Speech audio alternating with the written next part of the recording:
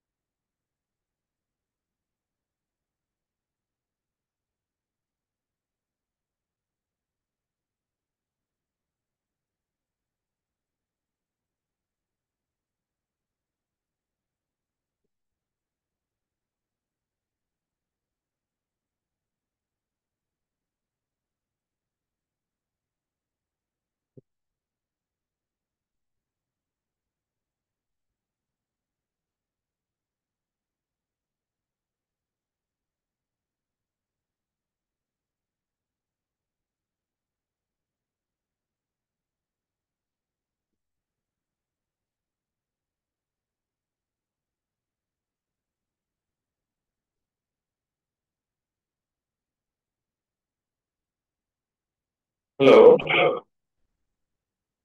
ওদের microphone of করতে হবে, কারণ হয়তো ডাবল ডিভাইস অ্যাক্টিভ হয়ে আছে।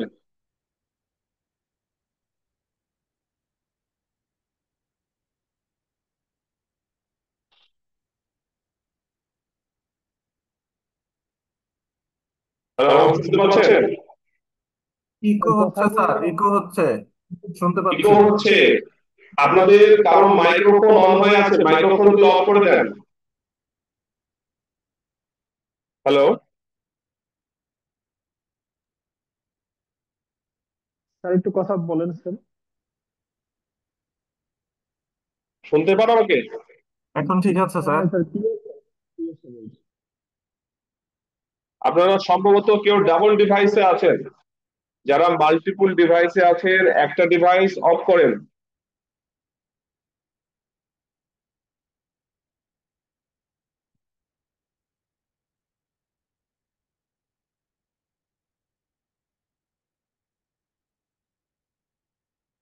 হ্যালো,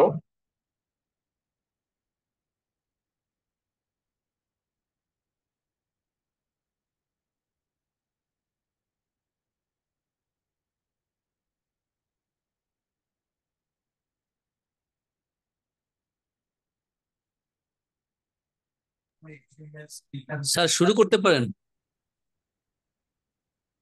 আচ্ছা, কার্ডটা কার্ডটা এখনো খোলা আছে।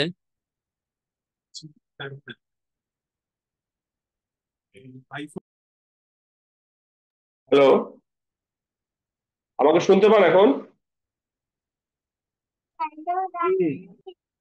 শুনতে পাচ্ছেন তো, তাই তো? স্যার শোনা যাচ্ছে স্যার, শুরু করতে ওকে, পারেন। ঠিক আছে, থ্যাংক ইউ। স্ক্রিন দেখতে পান, তাই তো? স্ক্রিন ঠিক আছে? জি। ওকে, আমরা শুরু করি, থ্যাংক ইউ। আমি একটু পরিচয়টা দিই। আমি হচ্ছে প্রফেসর রবিউল। আমি আছি রুয়েটের সিএসসি ডিপার্টমেন্টে। আপনাদের বিআইএম এ আজকে আমি প্রথম ক্লাস নিচ্ছি। এর আগে আমার জব এক্সপিরিয়েন্স প্রায় 20 ইয়ার্স। আমি সাধারণত মেশিন লার্নিং, ডেটা সায়েন্স এবং নেটওয়ার্ক সিকিউরিটি, এই ফিল্ডগুলোতেই সাধারণত আমি কাজ করে থাকি। আমি ক্লাস নেই, বিভিন্ন জায়গায় কাজ করি, বিভিন্ন কনসালটেন্সির সাথে যুক্ত। আশা করছি আপনাদের এই মাত্র 2 ঘন্টা সময়, আসলে তার মধ্যে তো 15 মিনিট চলেই গেল। এই সময়ের মধ্যে আসলে এত বড় একটা টপিক, এটা কাভার করা খুব কঠিন। তবে আমি চেষ্টা করব যেন আপনাদের কনসেপ্ট গুলা যতটা পারা যায়, মানে এর মধ্যে যে একটা বেশি কিছু আসলে খুব নলেজ বেশি শেয়ার করা যাবে সেটা না, কিন্তু অন্তত বেসিক জিনিসটা কি, মানে আজকে আপনাদের যে টপিকটা আছে সাপ্লাই চেইন ম্যানেজমেন্টের অপারেশনের ক্ষেত্রে এআই এবং এমএল ইউজ করে আমরা কিভাবে আসলে ফোরকাস্টিং করতে পারি, এবং এর বেসিক থিমটা আসলে কি, কিভাবে কাজ করে। সেই বিষয়গুলো একটু আপনাদের সামনে তুলে ধরার চেষ্টা করব। আশা করছি আপনারা কোঅর্ডিনেট করবেন ক্লাসটাকে আরো সুন্দর করার জন্য, এবং আলটিমেটলি এই যে সময়টুকু আছে সময়টুকুর পরে আমরা যেন একটা ভালো আউটপুট পেতে পারি। ঠিক আছে? তো যাই হোক, আমি শুরু করি। আজকে আমাদের যে টপিকটা সেটা হচ্ছে, স্লাইড দেখেই বুঝতে পারছেন আপনারা, 3 দিন থেকে আসলে এই অপারেশন অ্যান্ড সাপ্লাই চেইন ম্যানেজমেন্টের উপরে ট্রেনিং নিচ্ছেন, এবং এইটা হচ্ছে ফোর্থ ইন্ডাস্ট্রিয়াল রেভলিউশনের ক্ষেত্রে এটা খুবই জরুরি, সেটা আমরা জানি। এবং স্পেশালি ফোর্থ ইন্ডাস্ট্রিয়াল রেভলিউশন যখন আসছে, ফোর্থ ইন্ডাস্ট্রিয়াল রেভলিউশনের যে মেইন কনসেপ্ট প্রোডাক্টিভিটি গুলো বাড়ানো, এবং স্পেশালি হচ্ছে আপনার এআই এবং এমএল দিয়ে বাড়ানো। কেননা আপনার ইন্টেলিজেন্স যদি না থাকে, আলটিমেটলি আমাদের যে ক্যাপাবিলিটি, আমরা মেশিনকে দিয়ে যেভাবে আউটপুট বের করতে চাই, সেটা কিন্তু আসলে ওইভাবে জেনারেট করা সম্ভব না। সেই কারণে আমাদের এআই এবং এমএল, মেইনলি এআই, এআই হচ্ছে আর্টিফিশিয়াল ইন্টেলিজেন্স। আমরা এর কনসেপ্ট যেটা সেটা হচ্ছে হিউম্যানের মতো করে মেশিনকে ইন্টেলিজেন্ট করে তুলবো। একজন হিউম্যান যেভাবে মেশিনকে অপারেট করতো, হিউম্যান ছাড়াই মেশিন নিজে নিজেই যেন নিজেকে অপারেট করতে পারে। এই কনসেপ্ট গুলো থেকেই কিন্তু আসলে এই 4IR এর ক্ষেত্রে আমরা এআই কে কিভাবে ইউজ করব সেই বিষয়গুলো সামনে এসেছে। তো যাই হোক, আপনারা যে টপিকটা দেখছেন মূলত আমাদের আজকের টপিক এআই এবং এমএল ফোরকাস্টিং করে সাপ্লাই চেইন ম্যানেজমেন্টের ক্ষেত্রে আপনি কিভাবে আপনার কাজগুলোকে স্পিড আপ করতে পারেন, কিভাবে কাজগুলোকে আরো স্মুথ করতে পারেন, কিভাবে প্রোডাক্টিভিটি বাড়াইতে পারেন, কিভাবে আপনি ফুললি প্রজেক্টটাকে ম্যানেজ করতে পারেন, এই বিষয়গুলো নিয়ে আজকে কথা বলবো। তো আজকে যে টপিকগুলো এখানে আছে আমি খুব ব্রড সেন্সে টপিকগুলো লিখছি, একটু বলি।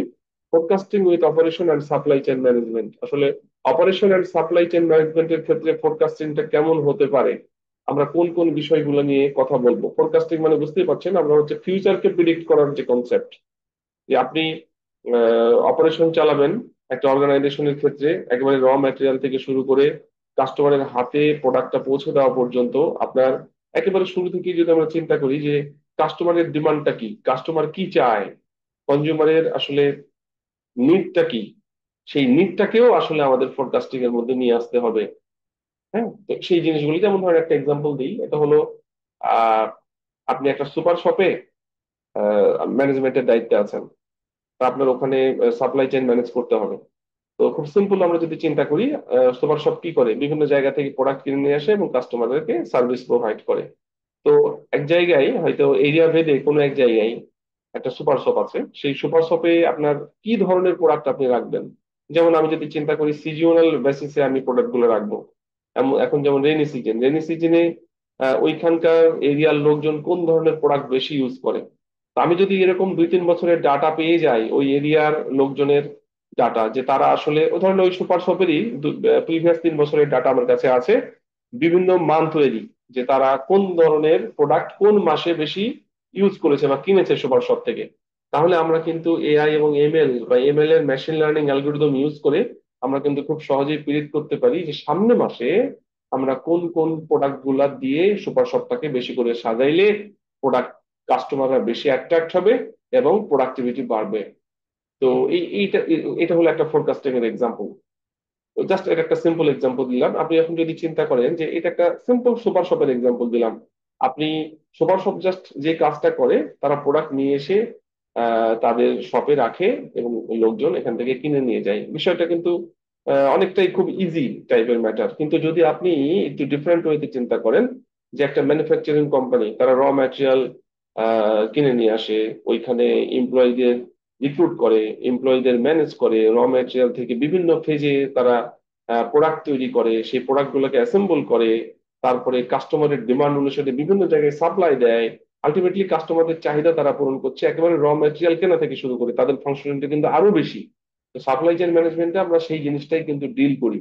এখন এত যে ফাংশনালিটি, এত যে ডিপার্টমেন্টাল ওয়ার্ক, এর মধ্যে আমরা যদি ফোরকাস্টিংটাকে ইউজ করি তাহলে প্রোডাক্টিভিটি কি রকম বাড়তে পারে। তো এইটাই মূলত আজকে আমরা যতখানি পারি একটু চেষ্টা করব। আমি চেষ্টা করব দু একটা প্রোগ্রামিং দিয়েও যেন আপনাদের আউটপুট অন্তত বোঝা যায় যে আমরা আসলে কি করতে যাচ্ছি।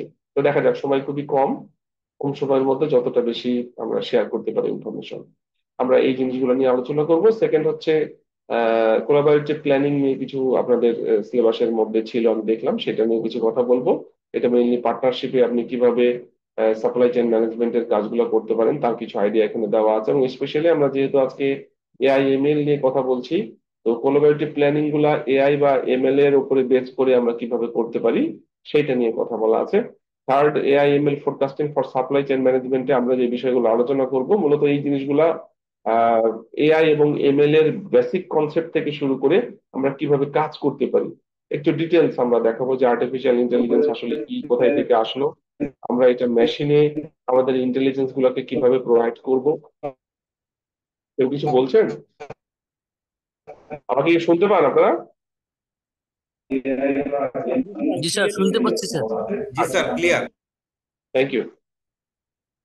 এরপরে আমরা মেশিন লার্নিং এর অ্যালগোরিদম গুলো কিভাবে কাজ করে, কত ধরনের আছে, এটা একটু দেখাবো।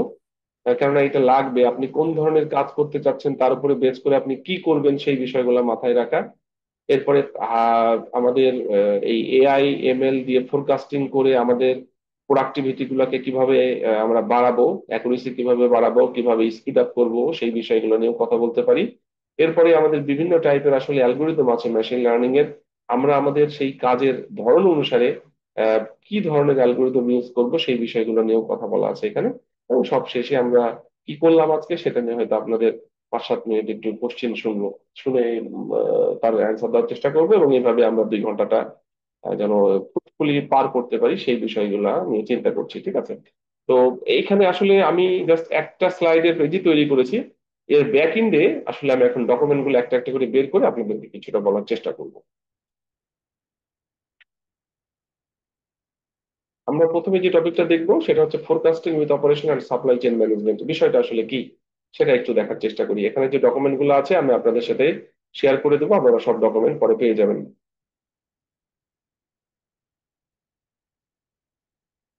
দেখেন, প্রথম টপিকটা আমরা দেখছি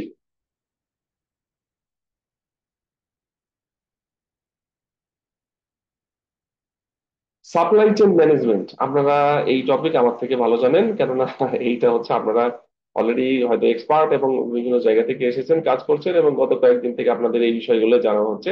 আমি শুধু একটা বিষয় বলি, দেখেন, সাপ্লাই চেইন ম্যানেজমেন্ট আমরা খুব সিম্পল ওয়েতে বলতে পারি, ফ্রম র ম্যাটেরিয়াল টু ফাইনাল কাস্টমার। আমরা র ম্যাটেরিয়াল কালেকশন থেকে শুরু করে ইন্ড ইউজার বা কাস্টমারের হাতে ডেলিভারি দেওয়া পর্যন্ত যা কিছু করা দরকার, যদি planning, sourcing, manufacturing, delivery, return, যা যা লাগে আমরা যা যা করব, এই পুরো সিস্টেমের যে অ্যাপ্রোচ, যে প্ল্যানিং, যে পুরো একটা যে প্রথম থেকে শুরু পর্যন্ত র ম্যাটেরিয়াল কালেকশন থেকে কাস্টমারের হাতে ডেলিভারি দেওয়া পর্যন্ত যে প্রসেস, এই সাব প্রসেস গুলাকে নিয়েই কিন্তু আমরা এই সাপ্লাই চেইন ম্যানেজমেন্ট করে থাকি। এটা খুব ইম্পর্টেন্ট একটা অর্গানাইজেশনের, আসলে তার স্ট্রেংথ, তার কোয়ালিটি, তার গুডউইল মেনটেন করার জন্য। আমাদের আজকের যেটা উদ্দেশ্য সেটা হচ্ছে এই ফোরকাস্টিং করব কিভাবে। যেমন আমাদের এখানে র ম্যাটেরিয়াল থেকে কাস্টমারের হাতে ডেলিভারি দেওয়া পর্যন্ত যে ফেজ গুলো আছে, এই ফেজ গুলার মধ্যে আসলে আমরা ফোরকাস্টিং কোথায় কোথায় করতে পারি। ফোরকাস্টিং মানে হচ্ছে কি প্রিডিকশন। যেমন ধরেন আমি একটা এক্সাম্পল দিই, হোয়াট ইজ প্রিডিকশন? কালকে বৃষ্টি হবে না হবে না। যেমন ধরেন আপনার খুব ইম্পর্টেন্ট একটা কাজ আছে যেটা এনভায়রনমেন্টের উপরে রিলেটেড। আপনি এখন কি করবেন, কালকে এনভায়রনমেন্ট কেমন থাকবে, কালকে ওয়েদার কেমন থাকবে, কালকে রেনি হবে, বৃষ্টি হবে, না আপনার সানি ওয়েদার হবে, না ফগি ওয়েদার হবে, এটা আপনি কিভাবে প্রিডিক্ট করবেন? তা আপনার কাছে যদি আগের 5 বছরের ডাটা থাকে, তাহলে আপনি কালকের দিনটা প্রিডিক্ট করতে পারবেন কিনা, বা সামনে মাসে কিরকম এনভায়রনমেন্ট হতে পারে সেইটা প্রিডিক্ট করতে পারবেন কিনা? আমরা সাধারণত কি করে থাকি, আমরা সাধারণত আবহাওয়ার যে খবরগুলো দেখি, এটা কিন্তু আকাশের যে অবস্থা সেটার উপরে বেস করে হয়। কিন্তু আমরা যদি এরকম চিন্তা করি যে আমাদের হাতে যে এনভায়রনমেন্টাল ইনপুট গুলো আছে, সেই ইনপুট গুলোর উপরে বেস করে কালকে কি হতে পারে সেইটা আমরা আমাদের ডেটার উপরে বেস করে প্রেডিক্ট করতে পারি কিনা, এইটা হচ্ছে প্রেডিকশন। যেমন এর আগে একটা এক্সাম্পল দিলাম যে সুপার শপের কাস্টমাররা সামনের মাসে কোন ধরনের প্রোডাক্ট কিনতে পারে, সেটা হচ্ছে একটা প্রেডিকশন। তো প্রিডিকশন আর ফোরকাস্টিং এটার মধ্যে কোনো পার্থক্য নেই। ফোরকাস্টিং মানে হচ্ছে সামনে কি হতে চলেছে সেইটা আমরা জানতে পারি কিনা। যেমন ধরেন আরেকটা এক্সাম্পল দিই, যে এখন আমরা কি করি, আমাদের যে সোশ্যাল মিডিয়া গুলো আছে, ফেসবুক, টুইটার, আমরা হচ্ছে সেগুলাই কিন্তু আমাদের ধরেন গোটা বাংলাদেশের মানুষজন এগুলো ইউজ করে, এবং তাদের সেন্টিমেন্ট কিন্তু সেইখানে তারা প্রকাশ করে, তারা কি চাচ্ছে, তাদের কোনটা ভাল লাগছে কোনটা ভাল লাগছে না, তো আপনি যদি এই টুইটার এবং ফেসবুকের ডাটাগুলো নিয়ে, 12 সোশ্যাল মিডিয়ার ডাটা নিয়ে প্রিডিক্ট করেন যে সামনে এক সপ্তাহ পর কি হতে পারে দেশের অবস্থা, বের করা যেতে পারে কিনা? ডেফিনেটলি বের করা সম্ভব। তো এটা হলো একটা ফোরকাস্টিং এর এক্সাম্পল। তো ফোরকাস্টিং যে শুধুমাত্র আপনার সাপ্লাই চেইন ম্যানেজমেন্টের ক্ষেত্রে প্রযোজ্য তা কিন্তু না। এটা কিন্তু আমাদের ফিউচারকে প্রিডিক্ট করার জন্য, কালকে কি হতে পারে, আমি কি চাচ্ছি, কোন ধরনের ডাটার উপরে বেস করে কালকে আমি আউটপুটটাকে প্রিডিক্ট করতে চাচ্ছি, সেটা কিন্তু বের করতে পারি। এবং এইটাই হচ্ছে ফোরকাস্টিং। এখানে লেখা আছে দেখেন, forecasting is the process of predicting future events. আমরা ফিউচারকে জানার চেষ্টা করব based on historical data analysis, আমাদের প্রিভিয়াস ডাটার উপরে বেস করে। This is called forecasting. Okay. এবং এইটা আরেক নাম হচ্ছে প্রেডিকশন। আমরা সাধারণত যারা এআই এবং মেশিন লার্নিং এর কাজ করি, ফোরকাস্টিং নামটা কম উচ্চারণ করি, আমরা সাধারণত প্রেডিকশন বলি, একই জিনিস। ওকে। এবং সাপ্লাই চেইন ম্যানেজমেন্ট এবং অপারেশনের ক্ষেত্রে আমরা ফোরকাস্টিংটাকে কোথায় ইউজ করতে পারি? দেখেন, demand forecasting, predicting customer demand for product and service. একটা অর্গানাইজেশন বা একটা কোম্পানি একটা প্রোডাক্ট তৈরি করবে, ধরেন একটা সাবান তৈরি করবে, সেই সোপটা মার্কেটের চাহিদা কেমন, তাহলে কি করতে হবে? আমাদের কাস্টমারদের চাহিদা প্রথমে নিতে হবে, তারা আসলে কি ধরনের সোপ তারা পছন্দ করেন, তাদের ফ্লেভার কি ধরনের দরকার, তাদের ফ্র্যাগনেন্স কি মানে কোন ধরনের তারা পছন্দ করেন, তাদের কোয়ালিটি, তাদের প্রাইস কি লেভেল পর্যন্ত হওয়া উচিত। এই বিভিন্ন টাইপের ডাটা কিন্তু প্রথমে কালেক্ট করতে হবে। ঠিক আছে। এবং আরেকটা বিষয় হচ্ছে, এটা তো আপনি নর্মালি ধরেন একটা সার্ভে করে, আপনি ধরেন 50,000 লোকের উপরে সার্ভে করে একটা ডাটা পাইলেন, বিভিন্ন ক্যাটাগরির স্যাম্পল নিয়ে আপনি সেগুলোকে সার্ভে করে একটা ডাটা পাইলেন। ডিমান্ড ফোরকাস্টিংটা কি? আপনি লোকজনের 50,000-এর ডাটা আছে, এটা এখনকার চাহিদা, কিন্তু আপনি যে সাবানটা তৈরি করবেন, একটা কোম্পানি যে সাবানটা তৈরি করবে, সেটা একদিনের জন্য না, এটা ধরেন 1 বছরের জন্য। একটা সাবান যেটা তৈরি করবে সামনে 1 বছর জন্য চলে।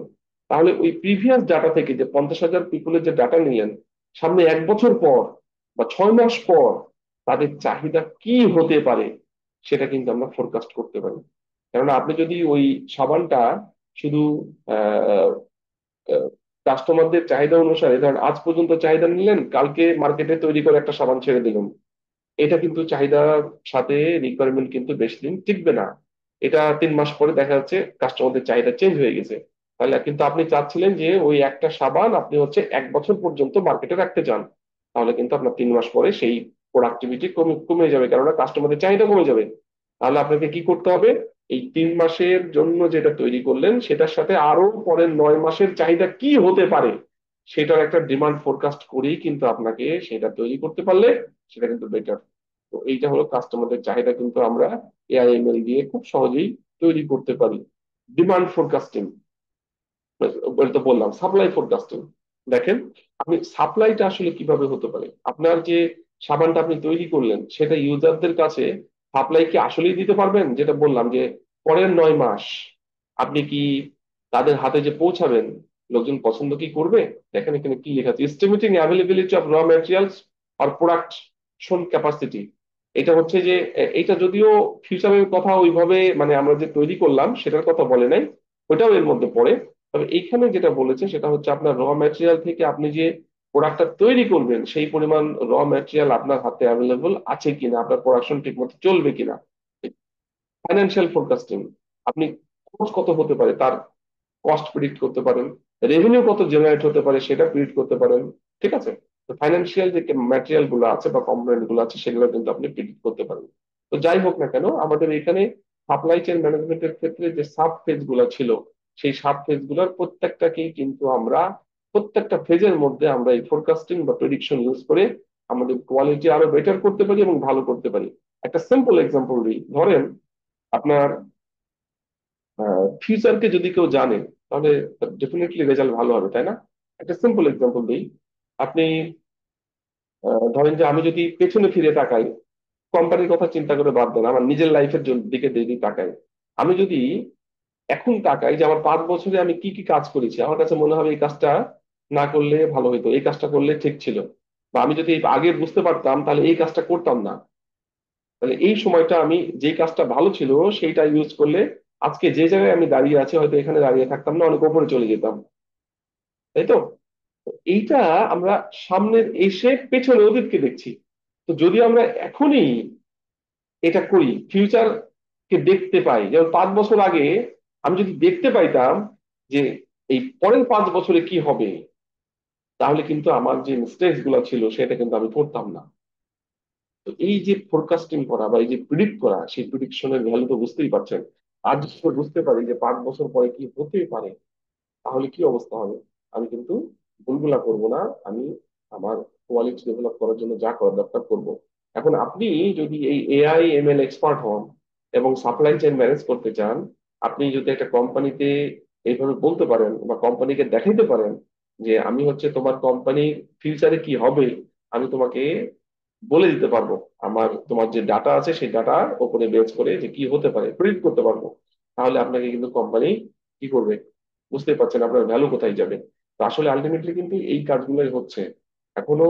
যদিও আহ বড় বড় কোম্পানিগুলোতে অলরেডি তারা নিয়োগ দিচ্ছে, এআইএমএল এক্সপার্ট তারা নিয়োগ দিচ্ছে, মেশিন লার্নিং এর এক্সপার্ট নিয়োগ দিচ্ছে, কিন্তু তাদের উদ্দেশ্য কিন্তু একটাই, তারা ফিউচারকে জানতে চায়। এই যে ফিউচারের উপরে বেস করে আমি যদি আগেই বুঝতে পারি কি হতে চলেছে, তাহলে তার উপরে বেস করে যেগুলো মিস্টেক্স আছে সেগুলো আমরা করব না। তো এই ফোরকাস্টিংটা বুঝতেই পারছেন খুব ইম্পর্টেন্ট, এবং সাপ্লাই চেনের ক্ষেত্রে এটার গুরুত্বপূর্ণ বুঝতেই পারছেন, এটা অনেক বেশি গুরুত্ব রাখে। এবং এইটা দিয়ে যদি আপনি সাপ্লাই চেন এবং অপারেশন ম্যানেজ করেন, আপনার কাজের কোয়ালিটি, আপনার প্রোডাক্টিভিটি, আপনার রেভিনিউ হিউজ পরিমাণ জেনারেট হওয়ার সুযোগ আছে। গোটা ওয়ার্ল্ডে কিন্তু এখন এই এআই আর এমএল ছাড়া আসলে চলার কোনো বুদ্ধি নেই। তো এই বিষয়গুলো আসলে আমাদেরকে মাথায় রাখতে হবে। তো যাই হোক, আমার মনে হয় অন্তত ইন্ট্রোডাক্টরি যে কথাগুলো ছিল, বিশেষ করে যে প্রথম যে topic forecasting with operation and supply chain management, আমার মনে হয় এটা আমরা ক্লিয়ার করতে পেরেছি। কোনো কোয়েরি থাকলে আমাকে করতে পারেন এই টপিকের উপরে। কোনো কোয়েরি আছে?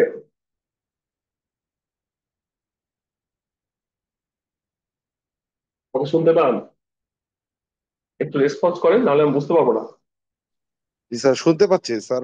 খুব সুন্দরভাবে সহজভাবে বুঝাইছেন স্যার। আমরা কিছুটা বুঝতে পারছি আর কি, আমার পার্ট থেকে বলতে পারি যে বেসিকটা বুঝতে পারছি। আচ্ছা, একটু দেখতে থাকেন, আমার মনে হয় আরো ক্লিয়ার হবে। আমরা একেবারে প্রথম ইন্ট্রোডাক্টরি কথাগুলো বললাম, এরপরের টপিকটা দেখি, overview of collaborative planning. Collaborative প্ল্যানিংটা আসলে কি, এইটা দেখেন, এটাও একটু সহজভাবে বলি। কোলাবোরেটিভ প্ল্যানিং হচ্ছে যে, এটা আমি একটু রিডিং দিই, সুবিধা হবে। Collaborative planning refers to the joint effort of supply chain partners. আপনি পার্টনার হিসেবে, ধরেন আপনি একটা কাজ করতে চাচ্ছেন, এইটার জন্য আপনার অন্য একটা থার্ড পার্টি কোম্পানিকে লাগবে কাজ করার জন্য, আপনি একা সাফিসিয়েন্ট না। এটা সাধারণত হয়, প্রত্যেকটা বড় বড় অর্গানাইজেশন এই কাজগুলো তারা করে। তো এই ক্ষেত্রে ম্যানুফ্যাকচারিং এর জন্য লাগতে পারে, সাপ্লাইয়ের জন্য লাগতে পারে, ডিস্ট্রিবিউশনের জন্য লাগতে পারে, রিটেইলের জন্য লাগতে পারে। তো আপনি যখন এই পার্টনারশিপে বিজনেসটা করবেন, সাপ্লাই চেইন আপনি পার্টনারশিপে ম্যানেজ করবেন, তখন আপনি কিভাবে ডিমান্ডকে প্ল্যান করবেন, ইনভেন্টরিকে প্ল্যান করবেন, আলটিমেটলি আপনি পুরো কাজটা, সাপ্লাই চেইনের পুরো কাজটা কিভাবে করবেন, সেইটা নিয়েই মূলত হচ্ছে আপনার এই কোলাবোরেটিভ প্ল্যানিং। আপনি একাধিক পার্টনার্স যখন একসাথে থাকবে, তখন আমাদের সাপ্লাই চেইন ম্যানেজমেন্টটা আমরা কিভাবে করতে পারি, সেই প্ল্যানটাই হচ্ছে কোলাবোরেটিভ প্ল্যানিং এর মধ্যে পড়ে।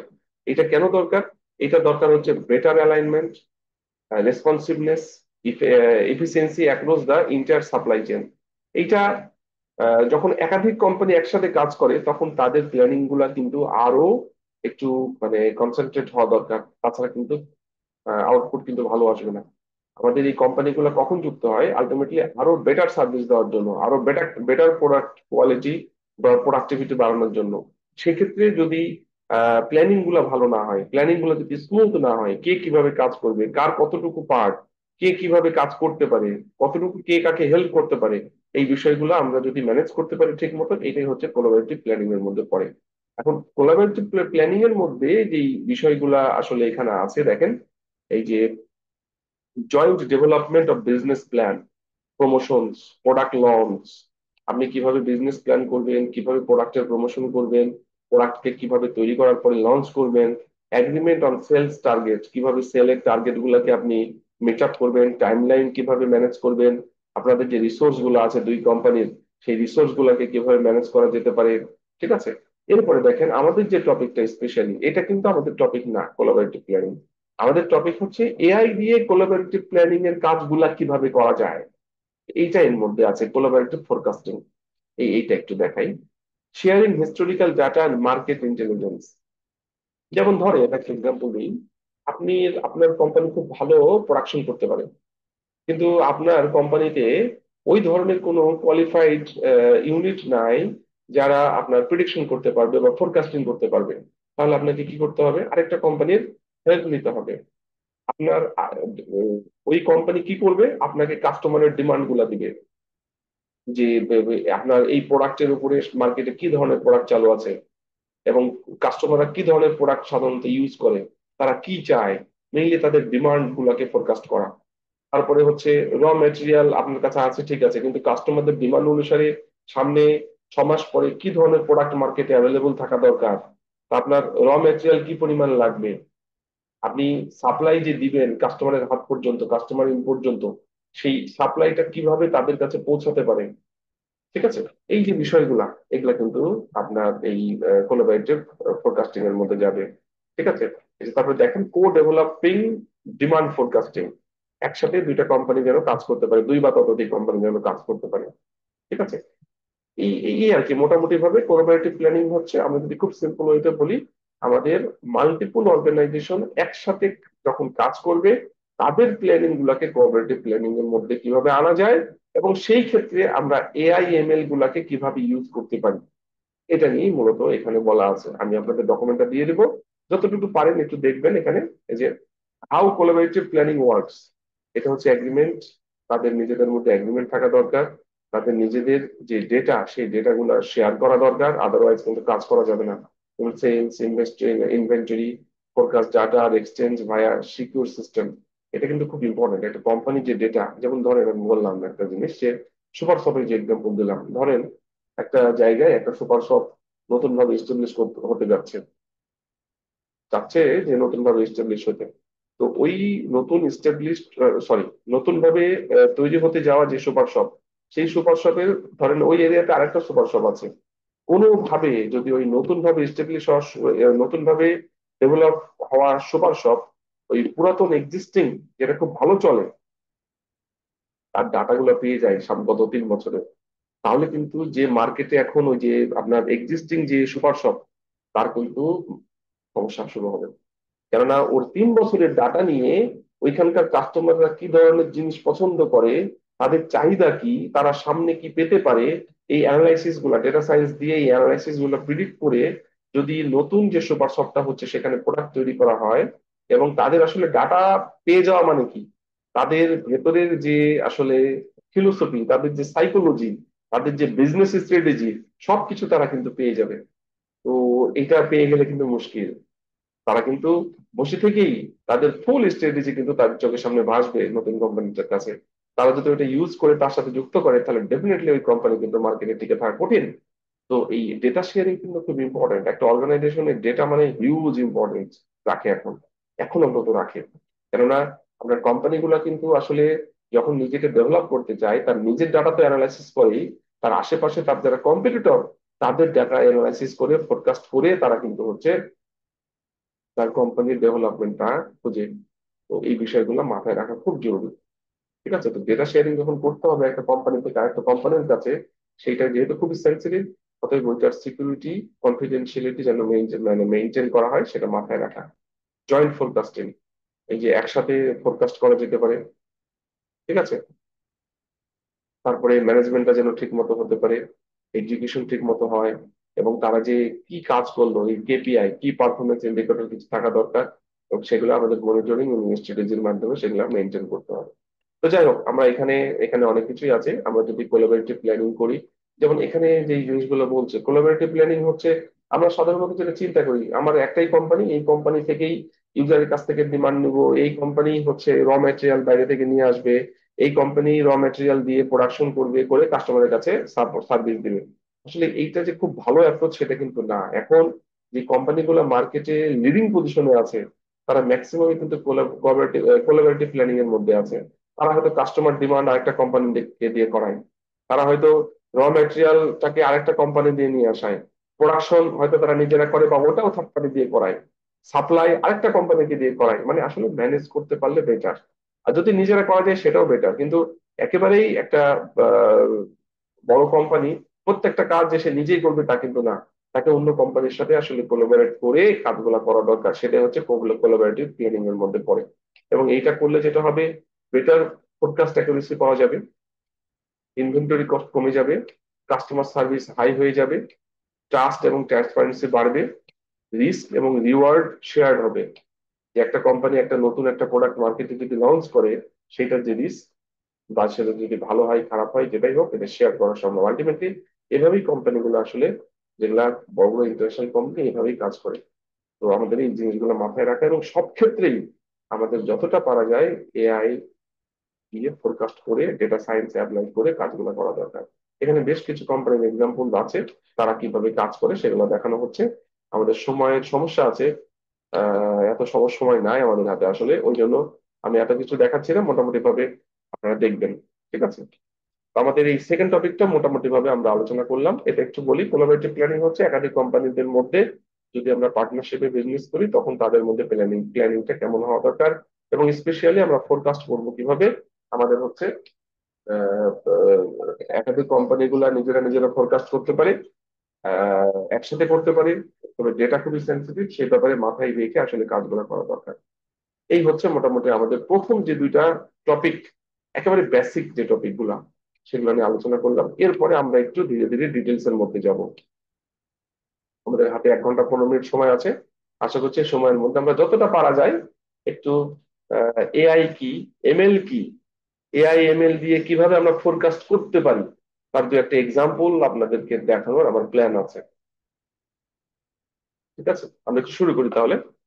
ঠিক আছে, আমরা একটু ডিটেলস একটু শুরু করতে চাই। প্রথম যে টপিকটা, overview of AI, artificial intelligence. Artificial ইন্টেলিজেন্সটা কি?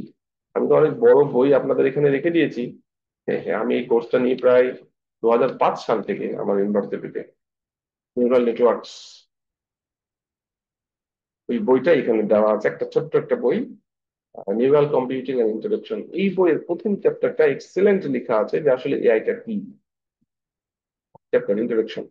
আমি মোটামুটি ভাবে আজকে চেষ্টা করব এআই এবং এমএল কি, এবং এআই এমএল দিয়ে কিভাবে আমরা ফোরকাস্ট করতে পারি। জাস্ট এতটুকু যদি জানেন, তা আমার মনে হয় আপনি যেই কোম্পানিতে কাজ করবেন, সেই কোম্পানির সাথে আপনি অ্যালাইন করে অন্তত বুঝতে পারবেন যে কি ফোরকাস্ট করা দরকার। মানে আমরা বেসিক কনসেপ্টটা আসলে ক্লিয়ার হতে চাই। ঠিক আছে, তো এআই কি আমরা যদি একটু বলি, দেখেন আমি একটু লিখে আপনাদেরকে দেখাই। এআই, এআই এর মিনিং হচ্ছে আর্টিফিশিয়াল, সরি,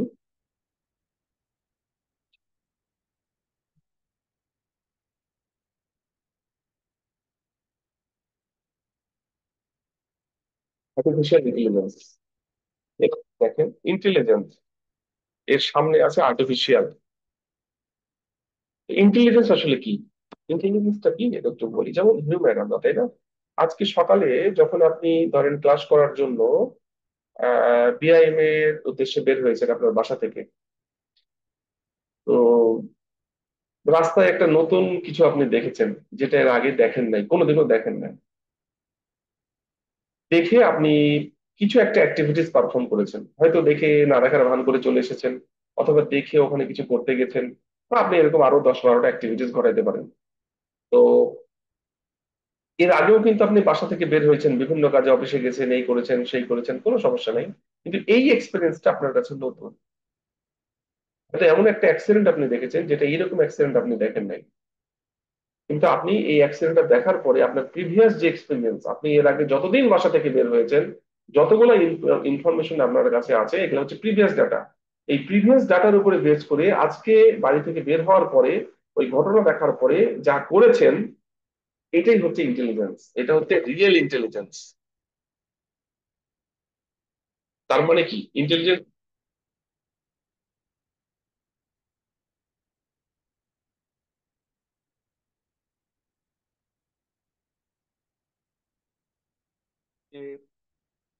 ধরেন যে আপনাকে জঙ্গলে ছেড়ে দেওয়া হলো, আপনি একেবারে নতুন, আপনি এর আগে কোনোদিন কিছু জঙ্গলে যান নাই, থাকেন নাই, আপনার কোনো এক্সপিরিয়েন্স নাই। কিন্তু আপনি কিভাবে কোন কোন জিনিস খেতে হয় না হয় সেটা মোটামুটি জানেন। আপনি তার উপরে বেস করে কিন্তু ওখানে সার্ভাইভ করার চেষ্টা করছেন। এই যে নতুন ইনপুট, কিন্তু কোনো এক্সপিরিয়েন্স আপনার ওই বিষয়ে নাই, কিন্তু অন্য বিষয়ে আছে, তার উপরে বেস করে আপনি কিন্তু সিদ্ধান্ত নিচ্ছেন। এটা হলো ইন্টেলিজেন্স। যেমন ধরেন যে আমরা যখন ডিসকভারি চ্যানেলে বেয়ার গ্রিলের প্রোগ্রাম গুলো দেখি, দেখার আগে আর পরে, ধরেন দেখার আগে যদি জঙ্গলে ছেড়ে দিত তাহলে এক ধরনের কাজ করতাম, দেখার পরে যখন জঙ্গলে ছেড়ে দিল তখন আমরা কিন্তু জানি যে কি করতে হবে না করতে হবে, বেশ কিছু জিনিস আমরা দেখেছি। ঠিক আছে? তো এই হচ্ছে ইন্টেলিজেন্সটা, হচ্ছে আপনার প্রিভিয়াস ডেটার উপরে বেস করে আপনি যদি নতুন কোনো কিছু পারফর্ম করেন আননোন ইনপুটের উপরে, তখন সেটাকে বলা হচ্ছে ইন্টেলিজেন্স। এখন আমরা যারা হিউম্যান, যারা অ্যানিম্যাল, যেমন ধরেন একটা ছোট ক্রোকোডাইল, তার ডিম থেকে যখন বের হচ্ছে, বের হয়ে সে পানির দিকে ছুটছে, সে কিন্তু জানার কথা না যে পানির দিকে যাব না হচ্ছে আমি বালির দিকে যাব। সে কিন্তু পানির দিকে যায়। কারণটা কি? জেনেটিক্যালি তার মধ্যে কিছু লার্নিং ক্যাপাবিলিটি থাকে। যেমন ছোট বাচ্চা যখন জন্ম হয় তখন কিন্তু খাওয়ার জন্য সে প্রথমে কিন্তু মানে কানাকাটি শুরু করে। এটা কোথা থেকে সে পাইলো? জেনেটিক্যালি কিছু লার্নিং তার মধ্যে থাকে। কিন্তু রিয়েল লাইফে আমরা কিন্তু এই যত কিছু শিখি এবং প্রতিদিনই আমরা কিন্তু নতুন কিছু দেখছি, নতুন কিছু আউটপুট দিচ্ছি, নতুন কিছু দেখছি, নতুন কিছু আউটপুট দিচ্ছি। এটা হচ্ছে ইন্টেলিজেন্স, এটা হচ্ছে হিউম্যানের ইন্টেলিজেন্স। এবং গড যেহেতু হিউম্যানকে তৈরি করেছে, সেহেতু এটা হচ্ছে রিয়েল ইন্টেলিজেন্স। একটা অ্যানিমেল যার ইন্টেলিজেন্স প্রোভাইড করছে, একটা ছোট ধরেন মুরগির বাচ্চা আপনাকে দেখে ভয় পালাচ্ছে, সে জানে যে আসলে পালাইতে হবে নাহলে মুশকিল আছে, আপনি তাকে ধরতে যাচ্ছেন। এইটা হচ্ছে রিয়েল ইন্টেলিজেন্স। আর্টিফিশিয়াল ইন্টেলিজেন্সটা কি? ইন্টেলিজেন্স হচ্ছে গড আমাদেরকে তৈরি করেছে যত অ্যানিমেলকে, আমরা যারা ইন্টেলিজেন্স প্রোভাইড করি, শুধু অ্যানিমেল না কিন্তু। আপনি আর বাসার পাশে একটা গাছ আছে, আপনি একটা গাছের ডাল কেটে ফেলবেন, আপনি দেখবেন যে ওই গাছ এর ডাল কিন্তু আপনার দিকে খুব কম আসছে, অন্য দিকে যাচ্ছে। ইন্টেলিজেন্স যে শুধুমাত্র আপনার অ্যানিমেলের মধ্যে আছে তা কিন্তু না, এটা ন্যাচারের প্রত্যেকটা জীবিত এলিমেন্টের মধ্যে ইন্টেলিজেন্স আমরা দেখতে পাই। এগুলা সবই হচ্ছে ইন্টেলিজেন্সের মধ্যে পড়ে। আমরা হিউম্যানেরটা বেশি বলি কারণ হিউম্যান হচ্ছে সব থেকে বেশি ইন্টেলিজেন্ট, এই জন্য আমরা হিউম্যানেরটা বেশি আলোচনা করি। আর্টিফিশিয়াল ইন্টেলিজেন্স কি? যেমন ধরেন যে কম্পিউটার, এটা গড তৈরি করে নাই, এটা হিউম্যান তৈরি করেছে। হিউম্যানকে তৈরি করেছে গড, আর মেশিনকে তৈরি করেছে মানুষ। আমরা মেশিনের মধ্যে ইন্টেলিজেন্সটা যদি দিতে চাই সেটা হচ্ছে আর্টিফিশিয়াল ইন্টেলিজেন্স। এটার একটা কথা বলি, সেটা হলো যেমন দেখেন যে আহ, আমরা যদি হিউম্যানের ইন্টেলিজেন্সটা বুঝতে যাই তাহলে কি করতে হবে, কিভাবে কাজ করে, তাহলে আমরা হচ্ছে হিউম্যানের ব্রেনটাকে নিয়ে অ্যানালাইসিস করবো, তাই না? হিউম্যানের ব্রেনটাকে আমরা ওপেন করলাম, ওর ভেতরে কিভাবে কাজ হয় সেটা দেখতে চাচ্ছি। কিন্তু সেটা দেখলে কি আসলে তার কাজের গতি বোঝা যাবে? সেটা দেখে কি দেখা যাবে? দেখা যাবে যে কিছু নিউরন তার মধ্যে আছে, কিছু এলিমেন্ট আছে, কিন্তু ওর মধ্যে কিভাবে সে কাজ করে, তার সাইকোলজি গুলা কি, সেটা আপনি কিভাবে বুঝবেন? সেটা বোঝার তো ক্ষমতা নাই।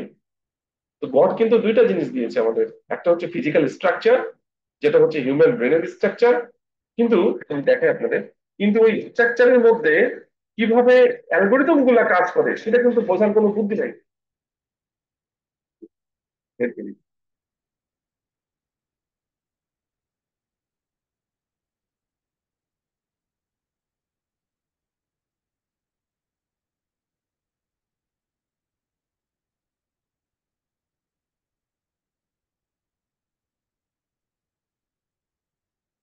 এটা হলো হিউম্যান ব্রেন, তাই তো?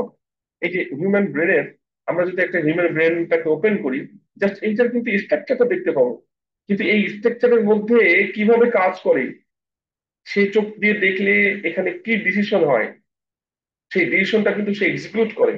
তো এই অ্যালগোরিদম গুলো কিন্তু ভারতকে কিন্তু কোথাও লিখে দেন নাই, এটা ব্রেনের মধ্যে আছে, কিন্তু এটা আমাদের বের করতে পারে না। যেমন ধরেন আপনি কম্পিউটারকে যদি ভেঙে ফেলেন, কম্পিউটারের মধ্যে কি সফট কপি অ্যালগোরিদম গুলো আছে সেটা আমরা দেখতে পাই, কারণ এটা হিউম্যান তৈরি করেছে। কিন্তু এই ব্রেনের মধ্যে কোন অ্যালগোরিদম চলে এটা কিন্তু আসলে আমরা দেখতে পাই না, কারণ গড আমাদেরকে বলে দেয় নাই যে আমরা আমি এই অ্যালগোরিদম দিয়ে তোমাকে চালাচ্ছি, এই অ্যালগোরিদম আমি দিয়ে দিয়েছি। তাই না? এই কারণে আমরা কি করি, এই জায়গায় কিন্তু একটা বড় ঘাটতি আছে। গড আমাদেরকে দিয়ে দিয়েছে স্ট্রাকচার, কিন্তু এর মধ্যে কিভাবে অ্যালগোরিদম চলছে এটা কিন্তু গড ছাড়া কেউ জানে না। ফলে আমরা এখন ইন্টেলিজেন্স প্রোভাইড করতে চাচ্ছি, ধরেন একটা কম্পিউটার তৈরি করলাম, কম্পিউটারের মতো আমরা চাচ্ছি যে ও যেন হিউম্যানের মতো করে অ্যাটিটিউড করে, মেশিনটা যেন হিউম্যানের মতো করে চলে। আপনি ধরেন একটা গার্মেন্টস এর প্রোডাকশনের জন্য একটা মেশিন আপনি তৈরি করলেন, সে মেশিনকে আপনি হিউম্যানের মতো করে তাকে শিখাইতে যাচ্ছেন, একটা হিউম্যানের জায়গায় তাকে রিপ্লেস করবেন, হিউম্যান যা কাজ করতো সে যেন করে। তাহলে তার মধ্যে ওই ইন্টেলিজেন্স প্রোভাইড করতে হবে ওখানে যে হিউম্যানটা কাজ করতো তার মতো করে। এখন এই হিউম্যান ইন্টেলিজেন্স আপনি কিভাবে প্রোভাইড করবেন? কারণ হিউম্যানের ব্রেনের মধ্যে যে অ্যালগোরিদম গুলো দেওয়া আছে সেটা তো আমরা জানি না। তাহলে এখন আমরা কি করি? ওই হিউম্যান কিভাবে কাজ করে, কিভাবে ঘুমায়, কিভাবে খায়, কি পছন্দ করে, কিভাবে তার অ্যাটিটিউড, সেই বিষয়গুলো আমরা চিন্তা করি, বের করি, নিজেরা নিজেরা চিন্তা করি যেটা এরকম হইতে পারে, ওইটা ওইরকম হইতে পারে, তার মুভমেন্ট কেমন সেটা আমরা চিন্তা করি, তার কাজের গতি কেমন সেটা চিন্তা করি, করে আমরা মেশিনের মধ্যে সেই অ্যালগোরিদমটা পুশ করার চেষ্টা করি। এই জন্য এটাকে বলা হচ্ছে artificial intelligence, because all things আর আর্টিফিশিয়াল। বুঝা গেল? ইন্টেলিজেন্স হচ্ছে রিয়েল ইন্টেলিজেন্স, গড যেটা আমাদেরকে দিয়েছে। আর্টিফিশিয়াল ইন্টেলিজেন্স হচ্ছে হিউম্যান মেশিন তৈরি করে, হিউম্যান চিন্তা করেছে যে এটা এরকম হতে পারে, এই জন্য এটা হচ্ছে আর্টিফিশিয়াল ইন্টেলিজেন্স। দেখেন, এই আর্টিফিশিয়াল ইন্টেলিজেন্স এই কথা কিন্তু আজকের না। আমরা যদিও এটা আজকে, এমন লোক নাই বাংলাদেশে বা পৃথিবীতে যে এআই সম্পর্কে জানে না, এআই কি সেটা অন্তত জানে না, এআই এর নাম শোনে নাই। কিন্তু এটা কিন্তু আজকের টার্ম না, এআই এর জন্ম প্রায় 100 বছর আগে এই নাম উচ্চারণ হয়েছে। কিন্তু এখন পর্যন্ত এর ডেভেলপমেন্ট কিন্তু ওই লেভেলে আসে নাই যে লেভেলে আসা উচিত ছিল। এখন যদিও এটা খুবই বেড়ে গেছে, কেননা এই রিসার্চে এআই এর উপরে প্রচুর ইনভেস্টমেন্ট হচ্ছে। যেহেতু প্রচুর ইনভেস্টমেন্ট এখানে হচ্ছে, সেখানে বেশ কিছু কাজগুলো এখন করে। যেমন এই যে আমরা যে এখন যুদ্ধগুলো দেখি সব কিন্তু এআই দিয়ে। এআই মানে হচ্ছে আপনার মেশিন গুলাকে ওইভাবে ইন্টেলিজেন্ট করে তোলা হচ্ছে, মেশিন নিজেই সব ডিসিশন নিতে পারে। তো যাই হোক না কেন, আমরা ওইদিকে না যাই, সময় আমাদের কম। তো এই আর্টিফিশিয়াল ইন্টেলিজেন্স, আমরা এর মানে হচ্ছে যে হিউম্যান মেশিনকে ইন্টেলিজেন্স প্রোভাইড করবে যেন ওই মেশিনটা হিউম্যানের মতো কাজ করতে পারে। This is called AI. বুঝা গেল? হিউম্যান মেশিনকে ইন্টেলিজেন্ট করে তুলবে যেন মেশিন হিউম্যানের মতো কাজ করতে পারে। যদি এরকম কিছু আমরা তৈরি করতে পারি, সেটাকেই বলা হবে আর্টিফিশিয়াল ইন্টেলিজেন্স ডিভাইস। ধরেন আমরা যে কলম আমরা পকেটে রাখি, তো কি করি, আমরা চিন্তা করে আর হাত দিয়ে লিখি। আমরা যদি এরকম করি যে ঠিক আছে কলমটাকে আমরা এমন ভাবে ইন্টেলিজেন্ট করে তুললাম, আমি কলমকে বললাম যে আমার থিঙ্কিং হচ্ছে এটা, তুমি আমাকে একটা 10 লাইনের একটা ডকুমেন্ট লিখে দাও। কলম কিন্তু হচ্ছে আপনাকে যেন লিখে দিতে পারে। আমরা কিন্তু সেটা করি, তাই না? আপনি চ্যাট জিপিটিতে এখনই একটা কমান্ড ইনস্ট্রাকশন দেন, সে কিন্তু আপনাকে লিখে দিবে। তো ওই কাজটা যদি আমরা মেশিনে করতে পারি, ইন্টেলিজেন্স আর্টিফিশিয়াল ইন্টেলিজেন্স ডিভাইস হয়ে যাবে। বুঝা গেল? তো যাই হোক না কেন, আমরা একটু বক্তব্য সরা করি, কারণ সময় বেশি নাই। এটা হচ্ছে এআই। আমরা যেটা বললাম এতক্ষণ সেটা হচ্ছে ইন্টেলিজেন্স কি, আর্টিফিশিয়াল ইন্টেলিজেন্স কি। ইন্টেলিজেন্স হচ্ছে রিয়েল ইন্টেলিজেন্স, যেটা গড গিফটেড, গড যেটা দিয়ে দিয়েছে আমাদের মধ্যে সেটা। আর্টিফিশিয়াল ইন্টেলিজেন্স হচ্ছে আমরা মেশিনকে হিউম্যানরা তৈরি করে মেশিনের মধ্যে যদি আমরা ইন্টেলিজেন্স প্রোভাইড করি, সেটাই হচ্ছে আর্টিফিশিয়াল ইন্টেলিজেন্স। এখানে আরো কিছু বিষয় আছে, আমরা এই টপিকটা শেষ করে একটু ব্রেক নিব। এই আর্টিফিশিয়াল ইন্টেলিজেন্সের যে বিষয়টা আসলে কিভাবে হয়, দেখেন আমাদের এই যে হিউম্যান ব্রেন যেটা বললাম, এই যে ব্রেনটাকে যদি আমরা ওপেন করি, এই ব্রেনের মধ্যে কি আছে? এই ব্রেনের মধ্যে নিউরন আছে। কতগুলো নিউরন আছে? 10 টু দি পাওয়ার 10 সংখ্যক। এই ব্রেনের মধ্যে 10 টু দি পাওয়ার 10 সংখ্যক নিউরন আছে। 10 টু দি পাওয়ার 10 মানে হচ্ছে 100 কোটি। হিউম্যান ব্রেনের মধ্যে অ্যাপ্রক্সিমেটলি 100 কোটি নিউরন আছে। এবং এক একটা নিউরনের চেহারা যদি আপনি দেখতে চান, নিউরন হচ্ছে এরকম। দেখেন,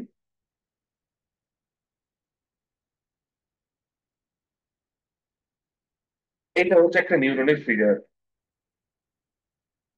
এটা হচ্ছে একটা নিউরন, একটা সিঙ্গেল নিউরন। 100 কোটি নিউরনের মধ্যে একটা নিউরন হচ্ছে এটা, যার কি থাকে, যার হচ্ছে ইনপুট থাকে, আউটপুট থাকে। এটা হচ্ছে ইনপুট নিউরনের, এটা হচ্ছে আউটপুট। ঠিক আছে? কিভাবে ক্যালকুলেশন করে? আমরা যদি ক্যালকুলেশন গুলো দেখতে চাই, দেখেন আমি দেখাই।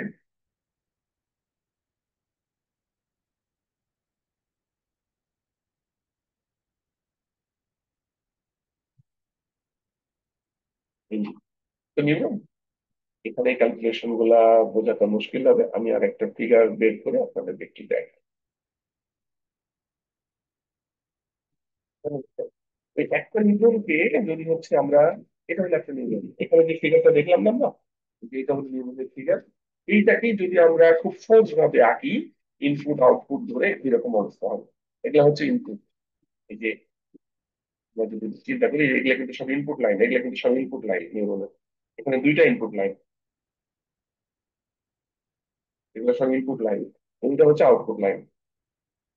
ঠিক আছে। এখন ইনপুটের সাথে, যেহেতু আমি বললাম 100 কোটি নিউরন, দেখেন খুব মজার বিষয় হচ্ছে, এই 100 কোটি নিউরনকে আপনি যদি ব্রেন থেকে বের করেন, বের করার পরে আপনি যদি এটাকে টেনে লম্বা করে এরিয়ায় জালের মতো করে বিছিয়ে দেন, এটা অ্যারাউন্ড 10 কিলোমিটার এরিয়া পর্যন্ত বিছিয়ে যাবে। বুঝেন আপনি কি নিয়ে ঘুরে বেড়াচ্ছেন? 10 কিলোমিটার এরিয়া পর্যন্ত যাবে। এবং এই এক একটা নিউরন কিন্তু হচ্ছে কোনো কোনো ক্ষেত্রে একটা মাইক্রো প্রসেসরের সাথে কম্পারেবল। আমরা যে কম্পিউটার চালাচ্ছি এখন, এই কম্পিউটারে যে মাইক্রো প্রসেসর আছে, এই মাইক্রো প্রসেসরের সাথে কম্পারেবল মানে হচ্ছে এই মাইক্রো প্রসেসরের মতো কাজ করতে পারে, কোনো কোনো সময় ওর থেকে পাওয়ারফুল। তাহলে এখন চিন্তা করেন আপনি ব্রেনের মধ্যে কি পরিমাণ পাওয়ার নিয়ে ঘুরে বেড়াচ্ছেন, কি পরিমাণ স্পিড নিয়ে ঘুরে বেড়াচ্ছেন। এখন আপনি বলতে পারেন যে স্যার এত স্পিড তো হচ্ছে কই, আমরা তো ইনপুট দিলে আউটপুট এত সহজে পাই না। যেমন হচ্ছে ধরেন একটা ভাইবা বোর্ডে আপনি গেছেন, ওইখানে আপনাকে একটা কোয়েরি করা হলো, বা আপনি এটা জানতেন কিন্তু আপনার মাথায় আসছেন, আপনি বলতে পারলেন না। আপনি ওখান থেকে ভুলে গেলেন, ভাইবা শেষ, আপনি চলে আসছেন। তারপর 3 দিন পরে আপনি ভাত খাচ্ছেন দুপুরবেলা, এই সময় আপনার মাথায় আসছে ওই অ্যান্সার, মানে আপনি কোশ্চিন করেছিলেন, আপনার মাথার মধ্যে ঢুকিয়েছিল তখন, অ্যান্সার বের হচ্ছে 3 দিন পর। তখন আপনি বলতে পারেন না ভাই, আপনি বলতে পারেন যে স্যার আমার ব্রেন তো এত স্লো, কম্পিউটার অনেক ফাস্ট। তাহলে কি করে কম্পেয়ার করলেন? 100 কোটি নিউরন আছে, তাহলে আরো তো বেশি তাড়াতাড়ি হওয়া উচিত। না, বেশি পাওয়ারফুল। কিন্তু এই 100 কোটি নিউরন যদি একসাথে কাজ করে, স্লো তো হবেই। যেমন ধরেন আপনাদের একজনকে একটা কাজ দিলাম, সে যত দ্রুত দ্রুত ডিসিশন দিবে, 100 জনকে দিলাম, 100 জনকে ডিসিশন তাড়াতাড়ি দিবে? 100 কোটিকে দিলে কি হবে? ডিসিশন পেতে কদিন লাগবে? এখন এইটা হলো একটা বিষয়। পরে আসছি, একটু পরে আসছি টপিক গুলো নিয়ে। এই একটা নিউরনের যদি আমরা শেপটা বের করি তাহলে এটা হবে, এই নিউরনের এটা হলো আসলে বডি। এখানে প্রসেসিং হয়, এখানে আসে ইনপুট, ইনপুট গুলো সব এখানে যুক্ত, এখানে ঢোকে, ঢোকার পরে এখানে প্রসেসিং হয়, প্রসেসিং হয়ে এখান থেকে আউটপুট আকারে বের হয়ে যায়। এখন যেটা বললাম যে এই 100 কোটি নিউরন আছে, এবং একটা নিউরন অন্য নিউরনের সাথে 10,000 পর্যন্ত কানেক্টেড। সবাই সবার সাথে কানেক্টেড ইনডিরেক্টলি, ভাইয়া হয়ে। কিন্তু একটা নিউরন অন্য নিউরনের সাথে ডিরেক্টলি কানেক্টেড হচ্ছে 10,000-এর সাথে। তাহলে কি হবে? অন্য নিউরন তাহলে কানেক্টেড হবে কিরকম দেখেন। তাহলে এই যে এইখানে, এটা কিন্তু অ্যাকশন, অন্য নিউরনের আউটপুট। এই আউটপুটটা কিন্তু এখানে যুক্ত হচ্ছে, এই যে ডেনড্রাইট, এটা হচ্ছে ইনপুট, এই ইনপুটের সাথে এই যে এইটা দিয়ে, এটা হচ্ছে সিন্যাপটিক জাংশন। খুব মজার জিনিস এটা। হ্যাঁ, এটা আসলে 2 ঘন্টা না, আমাকে সারাদিন একটা সময় দিলে, 7-8 ঘন্টা সময় দিলে খুব ভালো হতো, আপনাদের ক্লিয়ার করে দিতে পারতাম একবারে ফুল। তারপরে যতটুকু সময় পাই দেখি। এখান থেকে আমাদের হচ্ছে যে অন্য নিউরনের আউটপুটটা আসবে, যেমন এই নিউরনের যে আউটপুটটা বের হচ্ছে, অন্য নিউরন থেকে কিন্তু একটা আউটপুট আসছে। এই আউটপুটটা এই নিউরনের ইনপুটের সাথে যুক্ত হবে এই জাংশন দিয়ে। মজার ব্যাপার হচ্ছে এই জাংশনটা কিন্তু ফিক্সড না, এটাকে বলা হচ্ছে টেম্পোরারিলি কেমিক্যাল জাংশন। প্রথম অবস্থায় খোলাই থাকে। এখান থেকে কি পরিমাণ ইনপুট আসছে তার উপরে বেস করে এটা যুক্ত হয়।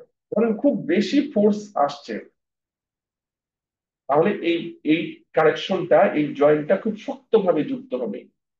যদি ইনপুটটা কম আসে তাহলে এটা কম যুক্ত হবে। কিরকম এটা একটু দেখাই আপনাদের, দেখেন। এই যে এইটা, এটা হলো সেই সিন্যাপটিক জাংশন যেটা দেখালাম এখানে, সিন্যাপটিক জাংশন। এই জাংশনটাকে যদি আমরা ডিটেলস দেখাই, এটা হচ্ছে এইটা, এটা হচ্ছে এইটা দেখেন। এই যে এইটা একটা ইনপুট, এটা একটা আউটপুট। এটা কি হয়, এটা নেট থেকে নেওয়া, হ্যাঁ এগুলা ইউজ করছি আমরা বোঝার সুবিধার্থে। তো এই এই এই দুইটা যখন যুক্ত হবে, এটা কিন্তু আসলে মাঝে গ্যাপ থাকে, কিন্তু এটা যুক্ত হচ্ছে কিভাবে? এখান থেকে যে পরিমাণ ফোর্স আসছে, এখান থেকে এটা এর আউটপুট, এটা এখান থেকে যে পরিমাণ ফোর্স আসছে, মানে ইনপুট আউটপুট যে পরিমাণ আসছে, সে আউটপুটের উপরে বেস করে এখান থেকে কিছু কেমিক্যাল রিলিজ হয়, এটাকে বলা হয় নিউরোট্রান্সমিটার। যত বেশি আউটপুট আসবে তত বেশি নিউরোট্রান্সমিটার রিলিজ হবে এবং তত বেশি ইনপুট এখানে আসবে এবং সে এটা নিয়ে কাজ করবে। এভাবে কিন্তু ডিসিশন গুলো হয়। এবং আলটিমেটলি আপনি কোনো চিন্তা করেন যে আপনি হয়তো খুব এক্সাইটেড মনে আছেন, আপনি খুব মেজাজ খারাপ করে আছেন, স্যার এই সময় যত আপনার স্যার যত বেশি ডাটা আসবে তত বেশি কি রিলিজ হবে বললেন, একটু কাইন্ডলি আরেকবার একটু বলতেন যদি। Neuro transmitter. Neuro transmitter. হ্যাঁ, থ্যাংক ইউ স্যার। এই যে লিখে দিলাম, নিউরো ট্রান্সমিটার রিলিজ হবে। এটা একটা কেমিক্যাল। এই যত সাথে নিউরো ট্রান্সমিটার রিলিজ হবে তত এখানে জয়েন্টটা শক্ত হবে এবং যত বেশি জয়েন্ট শক্ত হবে এখান থেকে তত বেশি আউটপুট এই ইনপুটের সাথে ফ্লো করবে। যেমন ধরেন যে আপনি খুব এক্সাইটেড মোডে আছেন, খুব রাগান্বিত অবস্থায় আছেন, আপনি খুব রেগে আছেন, আপনার এক ফ্রেন্ড আপনাকে এসে একটা ভালো কথা বললো, আপনি তার সাথে খুব খারাপ ব্যবহার করে ফেললেন। এটা এক নম্বর কেস। সেকেন্ড কেস, আপনি খুব ভালো মোডে আছেন, আপনার ফ্রেন্ড হচ্ছে আপনাকে বকা দিল, আপনি কিছুই বললেন না। এটা কেন স্যার? এটা হয় এই কারণে যে আপনার এখান থেকে কি পরিমাণ আউটপুট ফ্লো করছে সেটার উপরে বেস করে কিন্তু কাজগুলো হয়। এগুলোর অনেক বিষয় আছে, আসলে এত কিছু আলোচনা করা মুশকিল। ধরে রাখেন যে এইটা হচ্ছে আসলে এইভাবে কিন্তু যুক্ত হয় এবং এইভাবেই কাজগুলো হয়। এবং আমরা যদি এটা একটু দেখি, এখানে যদি এটা দেখি, এই যে এইটা কিন্তু একটা নোডের ক্ষেত্রে এবং নিউরো ট্রান্সমিটার গুলো এইখানে এইভাবে কাজ করে এবং সিনাপটিক জাংশন এইভাবে যুক্ত হয়। এবং আমরা যদি আরেকটু ডিটেলস দেখি সিনাপটিক জাংশনের ভেতরের অবস্থাগুলা, এটা হচ্ছে সেই সিনাপটিক জাংশনের এটা তৈরি করা ফিগার, এটাও নেট থেকে নেওয়া। এই যে এখান থেকে এটা হলো আউটপুট আর এটা হলো ইনপুট। এখানে যত বেশি আউটপুট আসে তত বেশি এই যে এখান থেকে কেমিক্যাল রিলিজ হয়, নিউরো ট্রান্সমিটার রিলিজ হয়। যত বেশি নিউরো ট্রান্সমিটার রিলিজ হয় এটা হলো ডেনড্রাইট ইনপুট। এখানে কিছু গেট থাকে, মুখ খোলা থাকে, এগুলো এর মধ্যে ঢুকে যায় এবং তত বেশি এটা টাইটলি কানেক্টেড হয়। যত বেশি টাইটলি কানেক্টেড হবে তত বেশি ইনপুট এখান থেকে আউটপুট এখানে ইনপুট আকারে ঢুকে যাবে। ঠিক আছে? তো এইটা হলো সেই অবস্থা। এখন আপনি দেখেন আমাদের কাজ কি? আমাদের কাজ হচ্ছে হিউম্যান ব্রেনটাকে মেশিনে সিমুলেট করা। This is AI. এর কনসেপ্টটা কি? এআই মানে আমি যদি সংক্ষেপে লিখি, simulate the human brain into machine. ফলে হিউম্যান ব্রেনের পুরো অ্যাক্টিভিটিস কে যদি আমরা মেশিনে, এখানে ভুল হলো, হিউম্যান হবে, simulate the human brain into, spelling mistake হচ্ছে, এটা মিস্টেক করা যাবে না, এক মিনিট লিখি একটু। সিমুলেট দ্য হিউম্যান ব্রেন,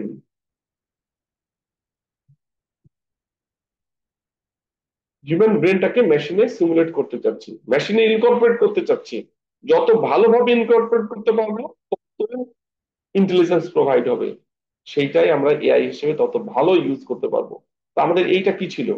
এইটা ছিল আমাদের বায়োলজিক্যাল নিউরন, হিউম্যান ব্রেনের মধ্যেকার 100 কোটির মধ্যে একটাকে নিয়ে এসেছি। এইটা যদি মেশিনে সিমুলেট করতে যায় এইভাবে করতে হবে।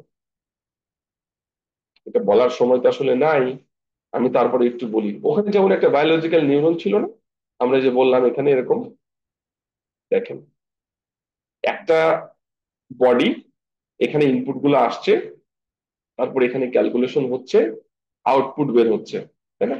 এইটাকে যদি আমরা এইভাবে চিন্তা করি, দেখেন এই যে এটা হলো সেই বডি, এতটুকু আমরা চিন্তা করলাম বডি, আর এগুলো হচ্ছে ইনপুট এবং একটা আউটপুট বের হয়ে আসছে। এটাকে আমরা মেশিনে সিমুলেট করতে পারি। এগুলো হচ্ছে ইনপুট, এগুলো হচ্ছে ওয়েট। ওয়েটটা কি এটা একটু বলে নিই। ওয়েট হচ্ছে, ওই যে বললাম যে আপনার একটা ফ্রেন্ড আপনাকে খুব ভালোভাবে বললো, আপনি তারপরেও খেপে গেলেন।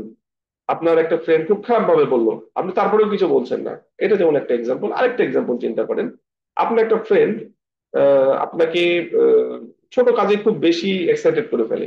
আপনি এর আগে ওর কথা শুনে কিন্তু এলোমেলো কিছু কাজ করে ফেলেছেন, ওকে বিশ্বাস করেছেন, ও হয়তো বলেছে, আপনি সেটা করে ফেলেছেন, পরে দেখলেন যে না, এই কাজটা এইভাবে এত সিরিয়াসলি করা ঠিক হয় নাই।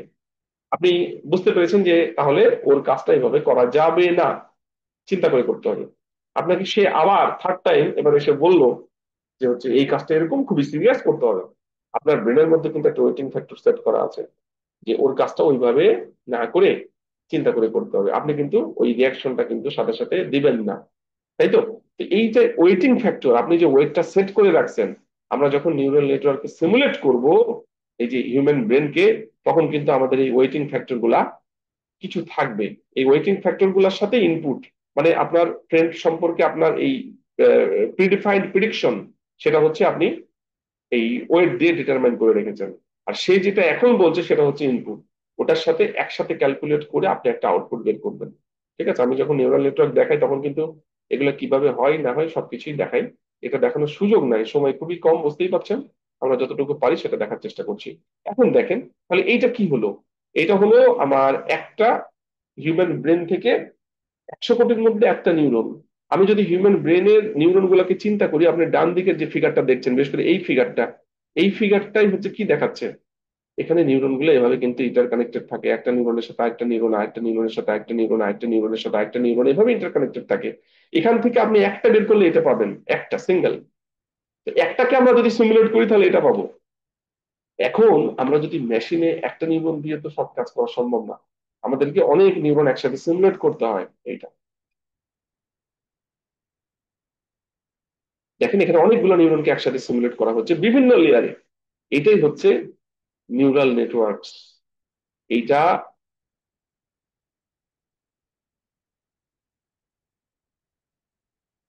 নিউরাল নেটওয়ার্কস, এটাই হচ্ছে আসলে, আমরা যদি বলি যে হিউম্যান ব্রেনকে সিমুলেট করছি, তাহলে এখান থেকে এটাই হলো সেই সিমুলেশন। কিন্তু প্রসেসটা হচ্ছে এইভাবে যেতে হবে আপনাকে। ওকে? তো এই সিমুলেশন এইটাই। এখন এই যে নিউরাল নেটওয়ার্কস কথাটা বললাম না, আপনারা তো এখন হচ্ছে ডিপ লার্নিং নামটা শুনে আসছেন, তাই না? ডিপ লার্নিং শোনেন নাই এমন লোক পাওয়া মুশকিল। ডিপ লার্নিং, এই ডিপ লার্নিং এর ফুল কনসেপ্ট এইটা।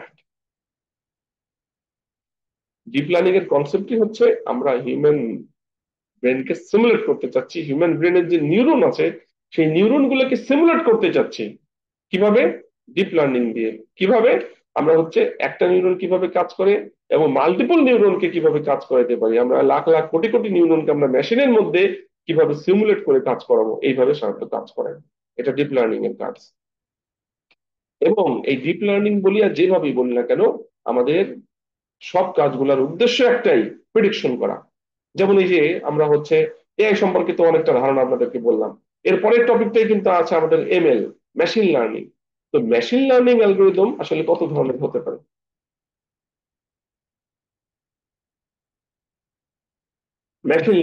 মেশিন লার্নিং অ্যালগোরিদম দু রকমের হতে পারে। একটা হচ্ছে traditional machine learning algorithm,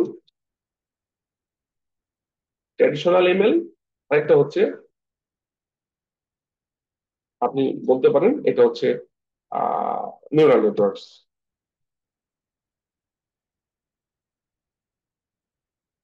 algorithm. তো এই দুটোর মধ্যে আসলে পার্থক্য কি? দেখেন, পার্থক্য হচ্ছে ট্র্যাডিশনাল অ্যালগোরিদম গুলো অনেকগুলো আছে এবং এগুলা কিন্তু হিউম্যান ব্রেনকে সিমুলেট করে না। ট্র্যাডিশনাল এমএল হিউম্যান ব্রেনকে সিমুলেট করে না। বিভিন্ন ভাবে এক একটার অ্যাপ্রোচ এক এক রকম, কিন্তু প্রিডিকশন হয়, কিন্তু হিউম্যান ব্রেনকে সিমুলেট করে না। কিন্তু আমাদের এআই এর কাজই হচ্ছে হিউম্যান ব্রেনকে সিমুলেট করে হিউম্যান ব্রেনের মতো রেসপন্স প্রোভাইড করা মেশিন থেকে। এবং এটা করে হচ্ছে এই নিউরাল নেটওয়ার্কস। এবং নিউরাল নেটওয়ার্কস আসার পর, এটাও কিন্তু বহু আগে তৈরি হয়েছে, কিন্তু এখন নিউরাল নেটওয়ার্কস থেকে যে ডিপ লার্নিং এ আসলো, এই যে ডিপ লার্নিং এ আসার পরে আপনারা যে রেভলিউশন গুলো দেখছেন, চ্যাট জিপিটি থেকে শুরু করে, এলএলএম থেকে শুরু করে, আপনার এই যে জেনারেটিভ এআই, আপনি এই যে এখন যত ধরনের ট্রেন্ড দেখতে পাচ্ছেন, সবগুলো কিন্তু নিউরাল নেটওয়ার্কের কাজ। এখন আপনি প্রিডিকশন কিভাবে করবেন? এখন আপনার, আমি একটা এক্সাম্পল দিই। আপনি জেনারেটিভ এআই, এটা খুব নতুন একটা টপিক। জেনারেটিভ এআই কি হয়? ধরেন আপনি যদি এরকম করেন যে আপনার কাছে, ধরেন যে 2 কোটি মানুষের ইমেজ দেওয়া আছে, তাদের বিভিন্ন বয়সের, যে আপনার হচ্ছে আহ, 2 বছর, 3 বছর, 4 বছর, 10 বছর, 20 বছর, 50 বছর, 60 বছর, এভাবে 2 কোটি মানুষের ইনফরমেশন দেওয়া আছে। এরপরে আপনার ফিগারটা এখন আপনি দিলেন 30 বছর বয়সে এসে, আপনি বললেন যে আপনার 60 বছর বয়সে আপনার চেহারাটা দেখতে কেমন। জেনারেটিভ এআই আপনার ফিগার বের করে দেবে। 100% না মিললেও অনেকটাই মিলে যাবে। বোঝা গেল? এভাবেই কিন্তু সে কাজগুলা করে, প্রিভিয়াস ডাটার উপরে বেস করে আপনি ফিউচারকে কিন্তু প্রিডিক্ট করতে পারছেন।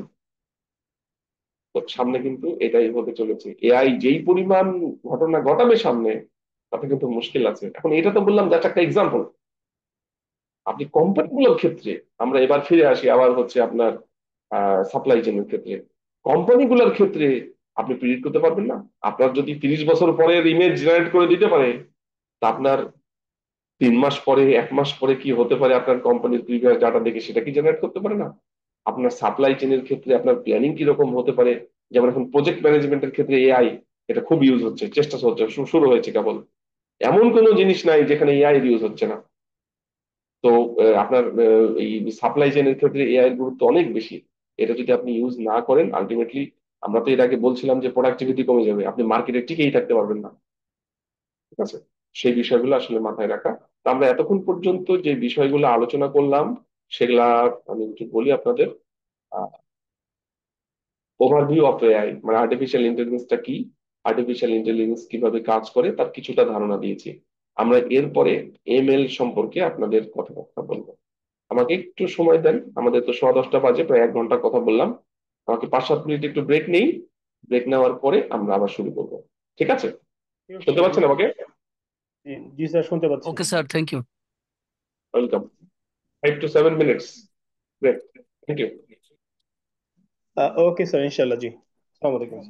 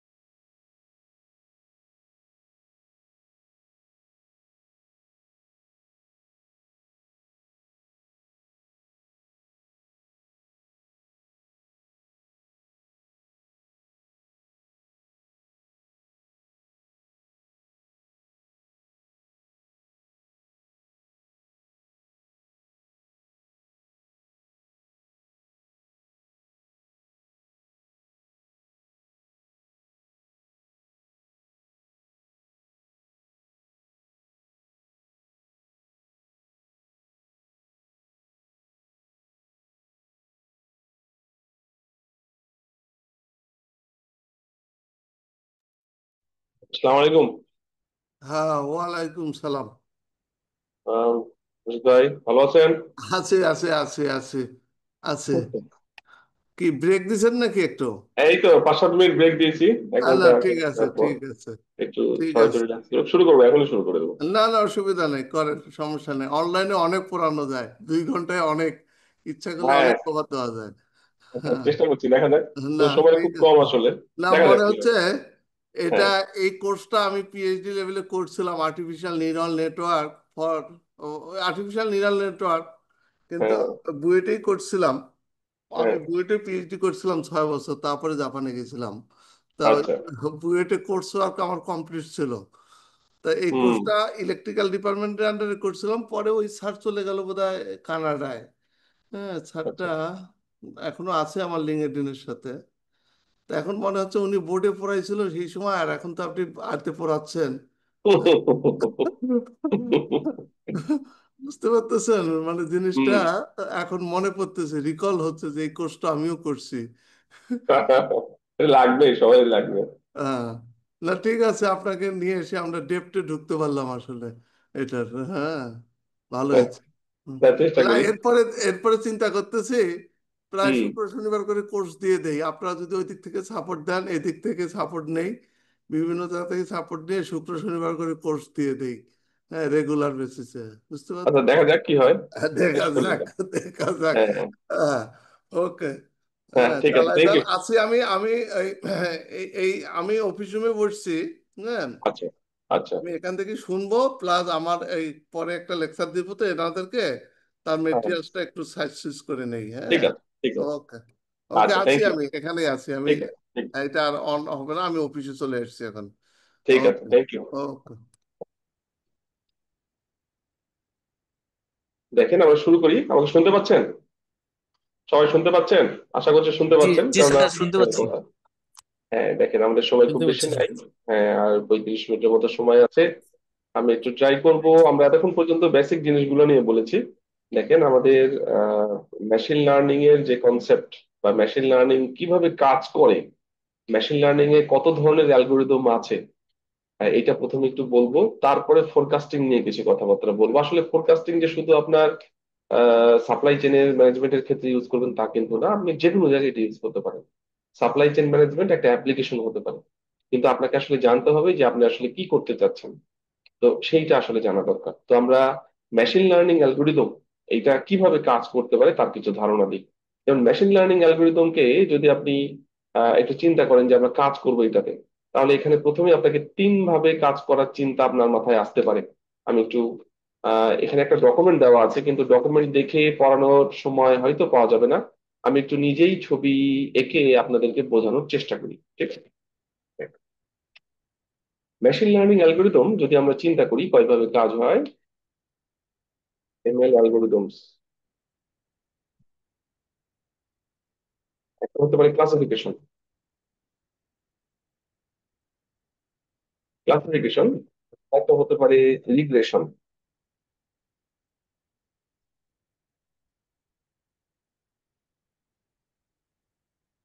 হচ্ছে ক্লাস্টারিং।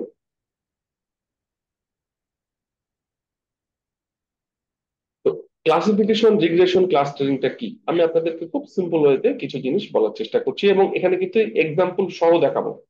মানে একেবারে কোডিং সহ কি হতে পারে, একটা ডেটা সেট দিয়ে রিয়েলি কি হতে পারে সেটা আমি দেখানোর চেষ্টা করব যতখানি পারা যায়।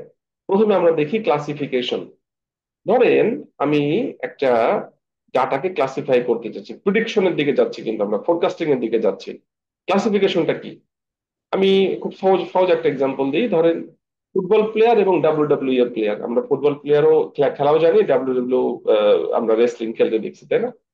এই 2 ধরনের প্লেয়ারকে আপনাকে প্রিডিকশন করতে হবে। প্রিডিকশন করতে হলে কি করতে হবে, আগের হিস্টোরিক্যাল ডেটার উপরে কিছু আপনাকে লার্ন করিয়ে রাখতে হবে। আমরা তার আগে আরেকটা জিনিস আপনাদেরকে বলি, এটা আসলে বললে ভালো হবে, না হলে একটু বুঝতে অসুবিধা হতে পারে। মিনিট।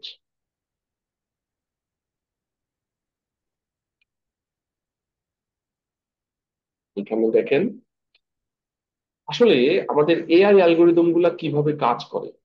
এআই অ্যালগোরিদম গুলার কাজের যে ধরন, সেই ধরনটা একটু আপনাদেরকে বলি। এআই অ্যালগোরিদম গুলা আহ, কাজ করার যে ওয়ে, এটা দুইটা ফেজে কাজ করে। এইটা ওপরেরটা হলো একটা ফেজ, নিচেরটা হলো আরেকটা ফেজ। উপরের ফেজটাকে বলা হচ্ছে লার্নিং এবং নিচের ফেজটাকে বলা হচ্ছে টেস্টিং। তো লার্নিং ফেজে কি হয়, এইটা একটা example, general block diagram for typical face recognition system. ধরেন একটা ক্লাসরুমে, যে ক্লাসরুমে আপনারা বসে আছেন, আমরা চাচ্ছি যে ওই ক্লাসরুমে 100 জন স্টুডেন্ট এবং টিচার 10 জন, মানে 110 জন ঢুকতে পারবে, এর বাইরে কেউ ঢুকতে পারবে না। আমরা ওই রুমের সামনে একটা সিসি ক্যামেরা লাগিয়ে দিলাম এবং ওখানে যেই যাবে তার একটা করে ইমেজ উঠবে, এবং সে যদি ওই ক্লাসে ঢোকার মতো হয়, মানে 110 জনের মতো হয়, তাহলে ওর মধ্যে অ্যালাউ করবে, আদারওয়াইজ অ্যালাউ করবে না।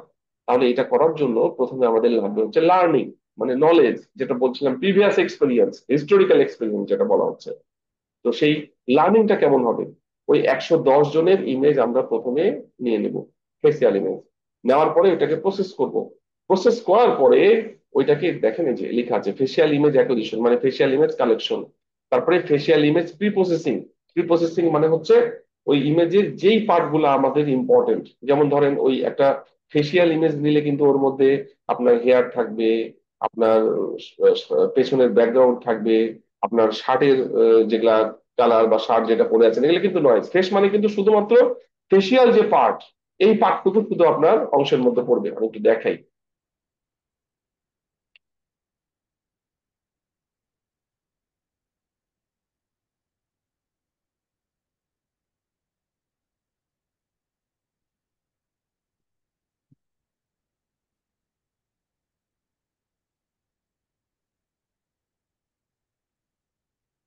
যেমন ধরেন এটা একটা ফেস, আমি ধরে নিলাম এটা একটা ফেস। এই ফেসের, এই যে এটা একটা, আমরা কি বলি, এই পুরোটাই ফেস? নো, ফেস কিন্তু এতটুকু, ফেস কিন্তু এতটুকু, জাস্ট এতটুকু, বাইরের সব নয়েজ। তাহলে আমাদের এতটুকু পোর্শন কেটে নিতে হবে, এটাকে বলা হচ্ছে রিজন অফ ইন্টারেস্ট, ROI। ওকে, তাহলে এই অংশটুকু আমরা আমরা কি বের করে নিতে হবে। এই অংশটুকুকে কিভাবে বের করব, আমাদের ইমেজ প্রি প্রসেসিং করে। এটা ইমেজের ক্ষেত্রে বলছি, যদি অন্য কোনো ডেটা হয় তাহলে ডেটা প্রি প্রসেসিং লাগবে। তবে এখান থেকে ফিচার এক্সট্রাকশন করা। ফিচার এক্সট্রাকশন কি, এখানে যেমন দেখেন, আমরা যদি ফেসিয়াল ইমেজ রিকগনিশন করি, তাহলে এই প্রত্যেকটা হিউম্যানের এই দুই চোখ এবং নোজ, এর মধ্যে একটা ট্রায়াঙ্গেল আছে, এটা প্রত্যেকের ইউনিক। এই ইউনিক ফিচারটা আমাদেরকে নিতে হবে। তার যে লিপ, এই লিপের যে আপনার শেপ, সেটা আলাদা। তার ফেসের একটা শেপ আছে, এই শেপটা আলাদা। তার আহ, চোখের একটা সাইজ আছে, তার নোজের সাইজ আছে, এই প্রত্যেকটা আলাদা। আসলে ফেস রিকগনিশনের উপর প্রচুর রিসার্চ হয়েছে এবং আলটিমেটলি এক এক রিসার্চার এক এক ভাবে কাজ করে। তো আপনি যেভাবেই করেন না কেন, এই ইম্পর্টেন্ট ফিচার গুলো আপনাকে এখান থেকে বের করে নিতে হবে। আপনি ইম্পর্টেন্ট ফিচার গুলো বের করে নেওয়ার এই টেকনিকটাকে বলা হচ্ছে ফিচার এক্সট্রাকশন। তাহলে কি হলো, আমরা ফেসিয়াল ইমেজ অ্যাকুইজিশন করলাম, ফেসিয়াল ইমেজ প্রি প্রসেসিং করলাম, ফিচার এক্সট্রাকশন করলাম, করার পর ফিচার এক্সট্রাকশন থেকে যেটা পাইলাম সেটা আমরা লার্নিং অ্যালগোরিদমে ইনপুট দিলাম। এই হচ্ছে সেই ML অ্যালগোরিদম। এই অ্যালগোরিদম গুলা, এখানে অনেকগুলো অ্যালগোরিদম আছে, যেমন নিউরাল নেটওয়ার্কে দেখালাম, সেটাও হতে পারে, ট্র্যাডিশনাল মেশিন লার্নিং অ্যালগোরিদম হতে পারে। যেটাই হোক না কেন, সব অ্যালগোরিদম গুলাকে আমরা নিয়ে আলটিমেটলি কাজ করব। করার পর আমরা এখান থেকে একটা লার্ন টেমপ্লেট পাবো। লার্ন টেমপ্লেটটা কি, এই বিষয়টা এমন না যে আমরা সাধারণত যেটা মনে করি। দেখেন, যে আমরা মনে করি যে হচ্ছে, আমি যখন একটা বই পড়ি, তখন বইয়ের লাইনগুলা কিন্তু আমরা মনে করি যে আমার ব্রেনের মধ্যে সম্পূর্ণ হুবহু রেখে দেবো। কিন্তু এটা কিন্তু ব্রেনের মধ্যে হুবহু থাকে না, আপনি যতই চেষ্টা করেন। আপনি খুব কষ্ট করে হলেও একদিন দুদিন মনে রাখবেন, তারপরে কিন্তু আর ভুলে যাবেন। তাহলে আমাদের কি করা উচিত, ব্রেনের সাইকোলজিতে আসলে ব্রেনকে পড়ানো উচিত বা ওর মধ্যে রাখা উচিত। কনসেপ্টটা আমাদের মাথার মধ্যে থাকে। আপনি ছোটবেলায় এমন কিছু করেছেন, আপনি ভুলতে চাচ্ছেন কিন্তু ভুলতে পারছেন না, কিন্তু যেগুলো মনে রাখতে চেয়েছেন সেগুলো কিন্তু দেখা যাচ্ছে না। ওয়ালাইকুম সালাম, ভালো আছেন না? তো আপনি যেগুলা মনে রাখতে চেয়েছেন সেগুলো কিন্তু আসলে মনে নাই। তাহলে আসলে কনসেপ্টটা কি হলো, কনসেপ্ট হচ্ছে যে আপনি কিভাবে ব্রেনের মধ্যে রাখতে চাচ্ছেন সেটা ফ্যাক্ট না, ফ্যাক্ট হচ্ছে ব্রেন কিভাবে রাখতে চাচ্ছে সেটা ফ্যাক্ট। ব্রেন কনসেপ্ট রাখে, ও মনে রাখে না। আমাদের এখানে যে লার্নিং অ্যালগোরিদম গুলো আছে, এই লার্নিং অ্যালগোরিদম গুলো কি করে, লার্ন টেমপ্লেট তৈরি করে, হুবহু ফেসটাকেই মনে রাখবে না।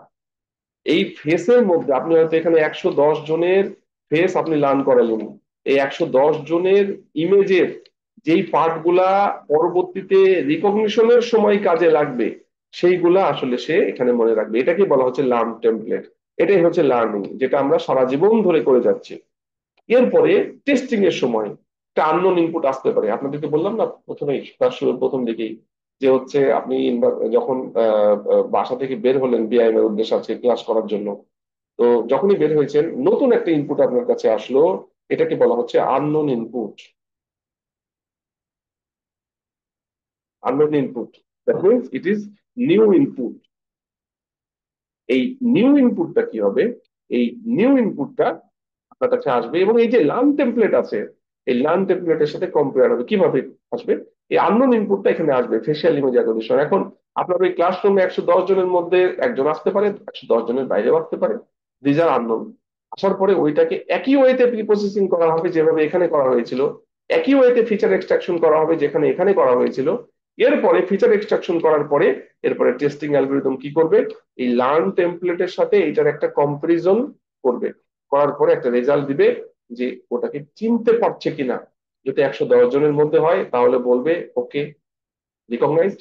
আর যদি 110 জনের বাইরে হয় তাহলে নট রিকগনাইজড। বোঝা গেল? তো এইটা হলো আসলে আমাদের এমএল অ্যালগরিদমের বেসিক কনসেপ্ট। এইভাবেই কিন্তু সব কাজগুলো হয়, সব কাজ এভাবেই হয়। ঠিক আছে? তো এখন এই কনসেপ্টের উপরে বেস করেই মূলত কিন্তু আমাদের অ্যালগরিদম গুলা কাজ করবে। তো এখানে যেটা বলছিলাম যে আমাদের এমএল অ্যালগরিদম কিভাবে কাজ করে। এমএল অ্যালগরিদম সবই তো ওগুলা চলে গেছে, আরেকবার লিখি। আমাদের এমএল অ্যালগরিদম, এই এমএল অ্যালগরিদম আমাদের কত ধরনের আছে? একটা হচ্ছে ক্লাসিফিকেশন, একটা হচ্ছে রিগ্রেশন,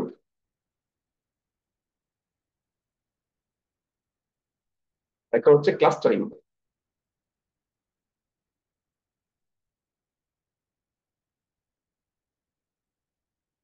এই 3 ধরনের অ্যালগরিদম। তো ক্লাসিফিকেশনটা কিভাবে হতে পারে? দেখেন, ক্লাসিফিকেশন বলি, যে জায়গায় ছিলাম আমরা সেটা একটু বলে আসি। আমরা ফুটবল প্লেয়ার এবং ডাব্লিউডাব্লিউ এর প্লেয়ারের মধ্যে ক্লাসিফাই করতে চাচ্ছি। তো ফুটবল প্লেয়ার এবং ডাব্লিউডাব্লিউ এর প্লেয়ার, আমাদের উদ্দেশ্য হচ্ছে আমাদের কিছু প্লেয়ার চেনা আছে, আমরা কিছু ফুটবল প্লেয়ারকে চিনি, কিছু ডাব্লিউডাব্লিউ এর প্লেয়ারকেও চিনি। এখন নতুন একজন পার্সন আসলো, সে কোন দলের মধ্যে পড়ে? সে কি ফুটবল প্লেয়ারের দলে পড়ে না ডাব্লিউডাব্লিউ এর প্লেয়ারের দলে পড়ে? আপনাকে সেটা রিকগনাইজ করতে হবে, সেটা প্রেডিক্ট করতে হবে, সেটা ফোরকাস্ট করতে হবে। কিভাবে করবেন? তো আমি এখানে যেটা চিন্তা করলাম যে হচ্ছে আমরা ফুটবল প্লেয়ার এবং ডাব্লিউডাব্লিউ প্লেয়ারকে দুইটা প্যারামিটার থেকে চিনবো। একটা হচ্ছে তাদের ওয়েট, আর একটা হচ্ছে হাইট। ঠিক আছে? স্বাভাবিকভাবেই কি হবে? ফুটবল প্লেয়ারের ওয়েট কম হবে, হাইট বেশি হয়, এটা স্বাভাবিক, তাই না? তাহলে আমরা যদি এভাবে চিন্তা করি, আমরা ফুটবল প্লেয়ারকে, দেখেন আমরা এইভাবে চিন্তা করলাম, এটা হলো একটা, এটা একটা, এগুলা প্লেয়ারের সিম্বলিক আমি রিপ্রেজেন্টেশন আঁকছি, এগুলা হচ্ছে সব ফুটবল প্লেয়ার। এরপরে কিছু আসলে ডাব্লিউডাব্লিউ এর প্লেয়ার, ডাব্লিউডাব্লিউ এর প্লেয়ারের আমি সিম্বলিক রিপ্রেজেন্টেশন দিচ্ছি এটা, যে তাদের ওয়েটও বেশি, হাইটও বেশি। হ্যাঁ, আমি ধরে নিই এটা হচ্ছে এরকম ভাবে হয়তো করবো। এগুলা হচ্ছে ডাব্লিউডাব্লিউ এর প্লেয়ার। এখন unknown, আহ person আসলো, সে হয়তো এখানে আসলো, সে কোন ধরনের প্লেয়ার? সে কি ফুটবল প্লেয়ার না ডাব্লিউডাব্লিউ এর প্লেয়ার? এটা হলো একটা গ্রুপ, এটা হচ্ছে একটা গ্রুপ, এটা ফুটবল প্লেয়ারের গ্রুপ, এটা ডাব্লিউডাব্লিউ প্লেয়ারের গ্রুপ। আপনি কোন গ্রুপের মধ্যে তাকে ফেলবেন, কোন গ্রুপের মধ্যে ফেলবেন, এটা কিন্তু এখন চিন্তার বিষয়। এটাই হচ্ছে ক্লাসিফিকেশন। এই প্রিডিকশনটা আপনাকে করতে হবে, এই আননোন প্যাটার্ন, এই প্যাটার্নটা কোন গ্রুপের মধ্যে পড়ে, এই গ্রুপের মধ্যে না এই গ্রুপের মধ্যে। তাহলে এটা করার জন্য আপনাকে কি করতে হবে? প্রথমে একটা এই দুইটার মধ্যে ডিসিশন বাউন্ডারি টানতে হবে। এই বাউন্ডারির এ পাশে হলে এক গ্রুপ, এই বাউন্ডারির এ পাশে হলে আরেক গ্রুপ। এরকম যদি অনেকগুলো অ্যালগরিদম আছে, জাস্ট সিম্পল হয়েছে, একেবারে বেসিক কথাবার্তা বলছি। যদি আপনি এইভাবে চিন্তা করেন যে এই বাউন্ডারির এপাশে হলে ফুটবল প্লেয়ারের গ্রুপ, ডাব্লিউডাব্লিউ এর প্লেয়ারের ওই বাউন্ডারির ওপাশে গেলে ডাব্লিউডাব্লিউ প্লেয়ারের গ্রুপ হবে। তাহলে এই সিম্বলটা প্রিডিকশন হলো কিভাবে? এটা হচ্ছে ফুটবল প্লেয়ার। এরপরে আরেকটা অপশন আসলো, এইটা, এটা কোন গ্রুপের মধ্যে পড়বে? এটা ফুটবল প্লেয়ার না ডাব্লিউডাব্লিউ প্লেয়ার? যেহেতু বাউন্ডারির এ পাশে, অতএব এটা হচ্ছে আমরা ধরে নিলাম এটা ফুটবল প্লেয়ারের মধ্যে পড়ে। এবং এখানে আমি খুব সিম্পল ওয়েতে বললাম, এইখানে এই যে যখন এটা কোন গ্রুপের মধ্যে পড়বে আপনি যখন চিন্তা করবেন, আসলে এখানে দেখা হয় যে কোনটা এর কাছাকাছি, এটা এই এই গ্রুপের কোন মেম্বারের সব থেকে কাছের মেম্বার কোনটা, সবগুলোর একটা এভারেজ ডিস্টেন্স না হয় এখান থেকে এইটারও আবার এইটারও। বাউন্ডারি একটা সিম্বলিক জিনিস যেটা বোঝানোর জন্য। এখন এইটা এভারেজ ডিস্টেন্স নেওয়ার পরে যার ডিস্টেন্স কম এটা হচ্ছে সেই গ্রুপের মেম্বার। এটা হচ্ছে ক্লাসিফিকেশন টেকনিক, এটা হচ্ছে ক্লাসিফিকেশনের প্রেডিকশন। এটার একটা এক্সাম্পল দিয়ে দিই, রিয়েল এক্সাম্পল দেখেন। আমি আপনাদেরকে একটা রিয়েল এক্সাম্পল দেখাচ্ছি। এটা হচ্ছে ক্লাসিফিকেশন, হ্যাঁ, গ্রুপের মধ্যে ভাগ হবে, কোন গ্রুপের মধ্যে পড়ে সেইটা।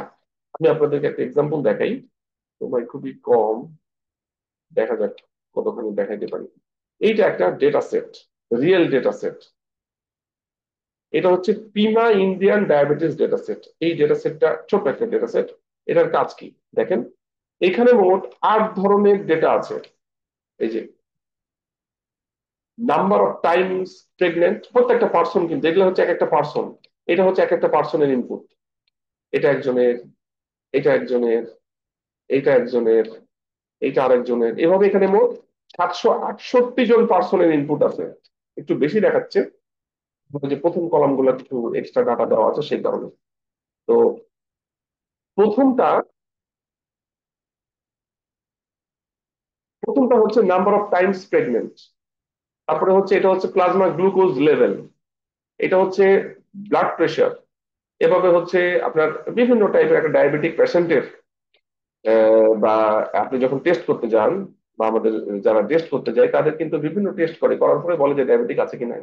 তো এইরকম এই 768 জন পার্সনের এইটা একজন পার্সন ধরেন, এই পার্সনের এগুলো হচ্ছে ইনপুট। এই ইনপুটের উপরে বেস করে দেখা হচ্ছে যে ডায়াবেটিক আছে, 1 মানে ডায়াবেটিক আছে, 0 মানে ডায়াবেটিক নাই, 1 মানে ডায়াবেটিক আছে, 0 মানে ডায়াবেটিক নাই। ওকে, তার মানে এই পার্সনের ডায়াবেটিক আছে, এই পার্সনের ডায়াবেটিক নাই, এই প্যারামিটারের উপরে বেস করে বলছে এগুলো হচ্ছে ইনপুট। মানে এই ক্ষেত্রে আমরা ক্লাসিফিকেশন কিভাবে, প্রিডিকশন কিভাবে করতে পারি ক্লাসিফিকেশনের মতো করে। দেখেন আমরা তাহলে একটা কাজ করতে পারি, আমাদের এই যে 768টা ইনপুট, এগুলোকে আমরা হচ্ছে ইনপুট আকারে এমএল অ্যালগোরিদম দিয়ে লার্ন করাবো। ওকে, তারপরে টেস্টিং এর সময় ধরেন আপনার ডাটা এরকম 8টা ডাটা দিলাম যেটা এখানে নাই, আননোন ডাটা, সেইটা আমরা ইনপুট দিয়ে দেখবো যে আসলে আসলে আপনার ডায়াবেটিক আছে না নাই। কি হলো তাহলে, এখানে যে ইনপুট গুলা ছিল সেই ইনপুট গুলা দিয়ে আমরা লার্ন করিয়ে লার্ন টেমপ্লেট তৈরি করব, ডায়াবেটিক পেশেন্টের ডেটা সেট। এরপরে আপনার ডাটা আমি দিলাম, এই 8টা ইনপুট দেওয়ার পরে বলতে হবে যে ডায়াবেটিক আছে না নাই, সে মেশিনে বলে দিবে।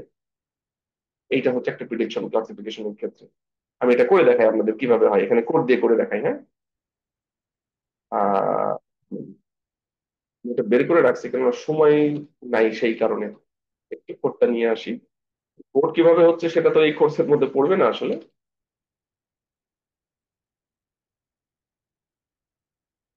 আমি শুধু কি হতে পারে তার একটা ধারণা দিচ্ছি আপনাদের। দেখেন, এটা পাইথনের কোড, পাইথন দিয়ে করা। আমি আসলে ক্লাস নেই মেশিন লার্নিং এর উপরে। তো এইখানে আপনার ওই ব্লক ডায়াগ্রাম অনুসারে টেমপ্লেট সব লার্ন করা আছে। এটা হলো ডায়াবেটিক ডেটা সেটকে লোড করা, এই যে আমাদের এই যে 8টা ফিচার ইনপুট করা, তারপরে এখানে বিভিন্ন যেখানে ইউজ করা হয়েছে লজিস্টিক রিগ্রেশন মেশিন লার্নিং এর ক্লাসিফিকেশন অ্যালগোরিদম। এরপরে এখানে দেখেন, এইটা দিয়ে আপনাকে দেখাবে যে আউটপুট কত আসছে সেইটা, এবং এইটা হচ্ছে সেই আননোন প্যাটার্ন। আননোন প্যাটার্নের এখানে দেখবেন যে হচ্ছে এখানে আপনার ইনপুট কতগুলা, 8টা, তাই না? 1 2 3 4 5 6 7 8, 8টা ইনপুট, তাই তো? তো এই 8টা ইনপুট এখানে কিন্তু আপনার দেওয়া আছে। এই যে 1 2 3 4 5 6 7 8, দেখেন 8টাই আছে। 1 2 3 4 5 6 7, 8টা ইনপুট। আপনি ইনপুট কিন্তু চেঞ্জ করতে পারেন, যেমন ধরেন যে আমি আপনার ধরেন আপনার ডায়াবেটিকের বিভিন্ন প্যারামিটার টেস্ট করা হলো, পরে এই প্যারামিটারটা আমরা হয়তো চেঞ্জ করে দিলাম, 0.351 না, ধরেন 58, এটা হয়তো 29 না, এটা ধরলাম আমি হচ্ছে 25। এক একজনের এক একটা হতে পারে, এটা 85 আছে আমি ধরলাম এটা 1। ঠিক আছে, এটা হচ্ছে আপনার 0 আছে, এটা থাক। এটা হচ্ছে আমরা 31 আছে, আমরা এটা ধরলাম হচ্ছে ধরেন 50। এই ইনপুটটা দিলে এটা একজন অন্য পার্সনের, আননোন পার্সনের, যেটা এখানে লার্ন করা নাই, এর মধ্যে নাই। কিন্তু বের করতে হবে। আমি এটা দিয়ে কিন্তু লার্ন করে ফেলেছি, এগুলা যেগুলা 768টা ছিল সেটা দিয়ে লার্ন করেছি। এখন এটা হচ্ছে পুরো আননোন, না ডায়াবেটিক আছে কি নাই সেটা আপনাকে বলতে হবে। আমরা রান করি, এই যে বের হলো ডায়াবেটিক নাই। 67 মানে কি? এইটা হচ্ছে এটার অ্যাকুরেসি, এটা 60 মানে এই যে ডায়াবেটিক যে নাই এইটা 67% অ্যাকুরেট হতে পারে। প্রিডিকশন মানেই কিন্তু হচ্ছে আপনার আনসার্টেনিটি থাকবে। আপনি কালকে কি হবে আজকে কিন্তু 100% কনফার্ম হয়ে বলতে পারেন না, বলতে পারেন? কালকে আপনি একটা ধারণা করছেন, হলো না। কালকে বৃষ্টি হবে আপনি ধারণা করছেন, হচ্ছে না, হওয়া উচিত ছিল। এটা আপনাকে ধরে নিতে হবে। তাহলে ডায়াবেটিক জিরো হওয়ার সম্ভাবনা যেটা, এটা হলো আপনার 67% ওই প্যাশেন্টের। ঠিক আছে, এখন এইটা, তাহলে এইটা আমরা দেখলাম হচ্ছে ডায়াবেটিকের প্রিডিকশনের জন্য। কিন্তু যদি আমরা হচ্ছে আহ, আপনার ফোরকাস্টিং করতে যাই সাপ্লাই চেইন ম্যানেজমেন্টের ক্ষেত্রে কোম্পানির, এরকম বিভিন্ন জায়গায় আমরা কিন্তু করতে পারি। এটা আপনাকে চিন্তা করে নিতে হবে আপনি কোথায় কাজ করছেন কার উপরে। আসলে এমএল এটা কিন্তু কোনো একার বিষয় না, সব জায়গায় আপনি ইউজ করতে পারেন প্রিডিকশনের কারণে। এটা হচ্ছে ক্লাসিফিকেশন। আপনি গ্রুপে ভাগ করছেন, খেয়াল করেন, আপনি গ্রুপে ভাগ করছেন যে এটা ওয়ান গ্রুপের মধ্যে পড়ে না জিরো গ্রুপের মধ্যে পড়ে। ওয়ান গ্রুপ মানে ডায়াবেটিক আছে, জিরো গ্রুপ মানে ডায়াবেটিক নাই। ঠিক আছে, তো এইটা আমরা দেখলাম আননোন পারসন, এটা ডায়াবেটিক নাই। এইটা হচ্ছে ক্লাসিফিকেশনের মধ্যে পড়ছে। এটা কি বুঝতে পারলেন? কোনো কোয়েরি থাকলে আমাকে একটু বলেন। এটা কি বুঝতে পেরেছেন? কোনো কোয়েরি? জি, বুঝতে পেরেছি। আমাকে একটু 1 মিনিট সময় দিবেন, হ্যাঁ 1 মিনিট, জাস্ট 1 মিনিট।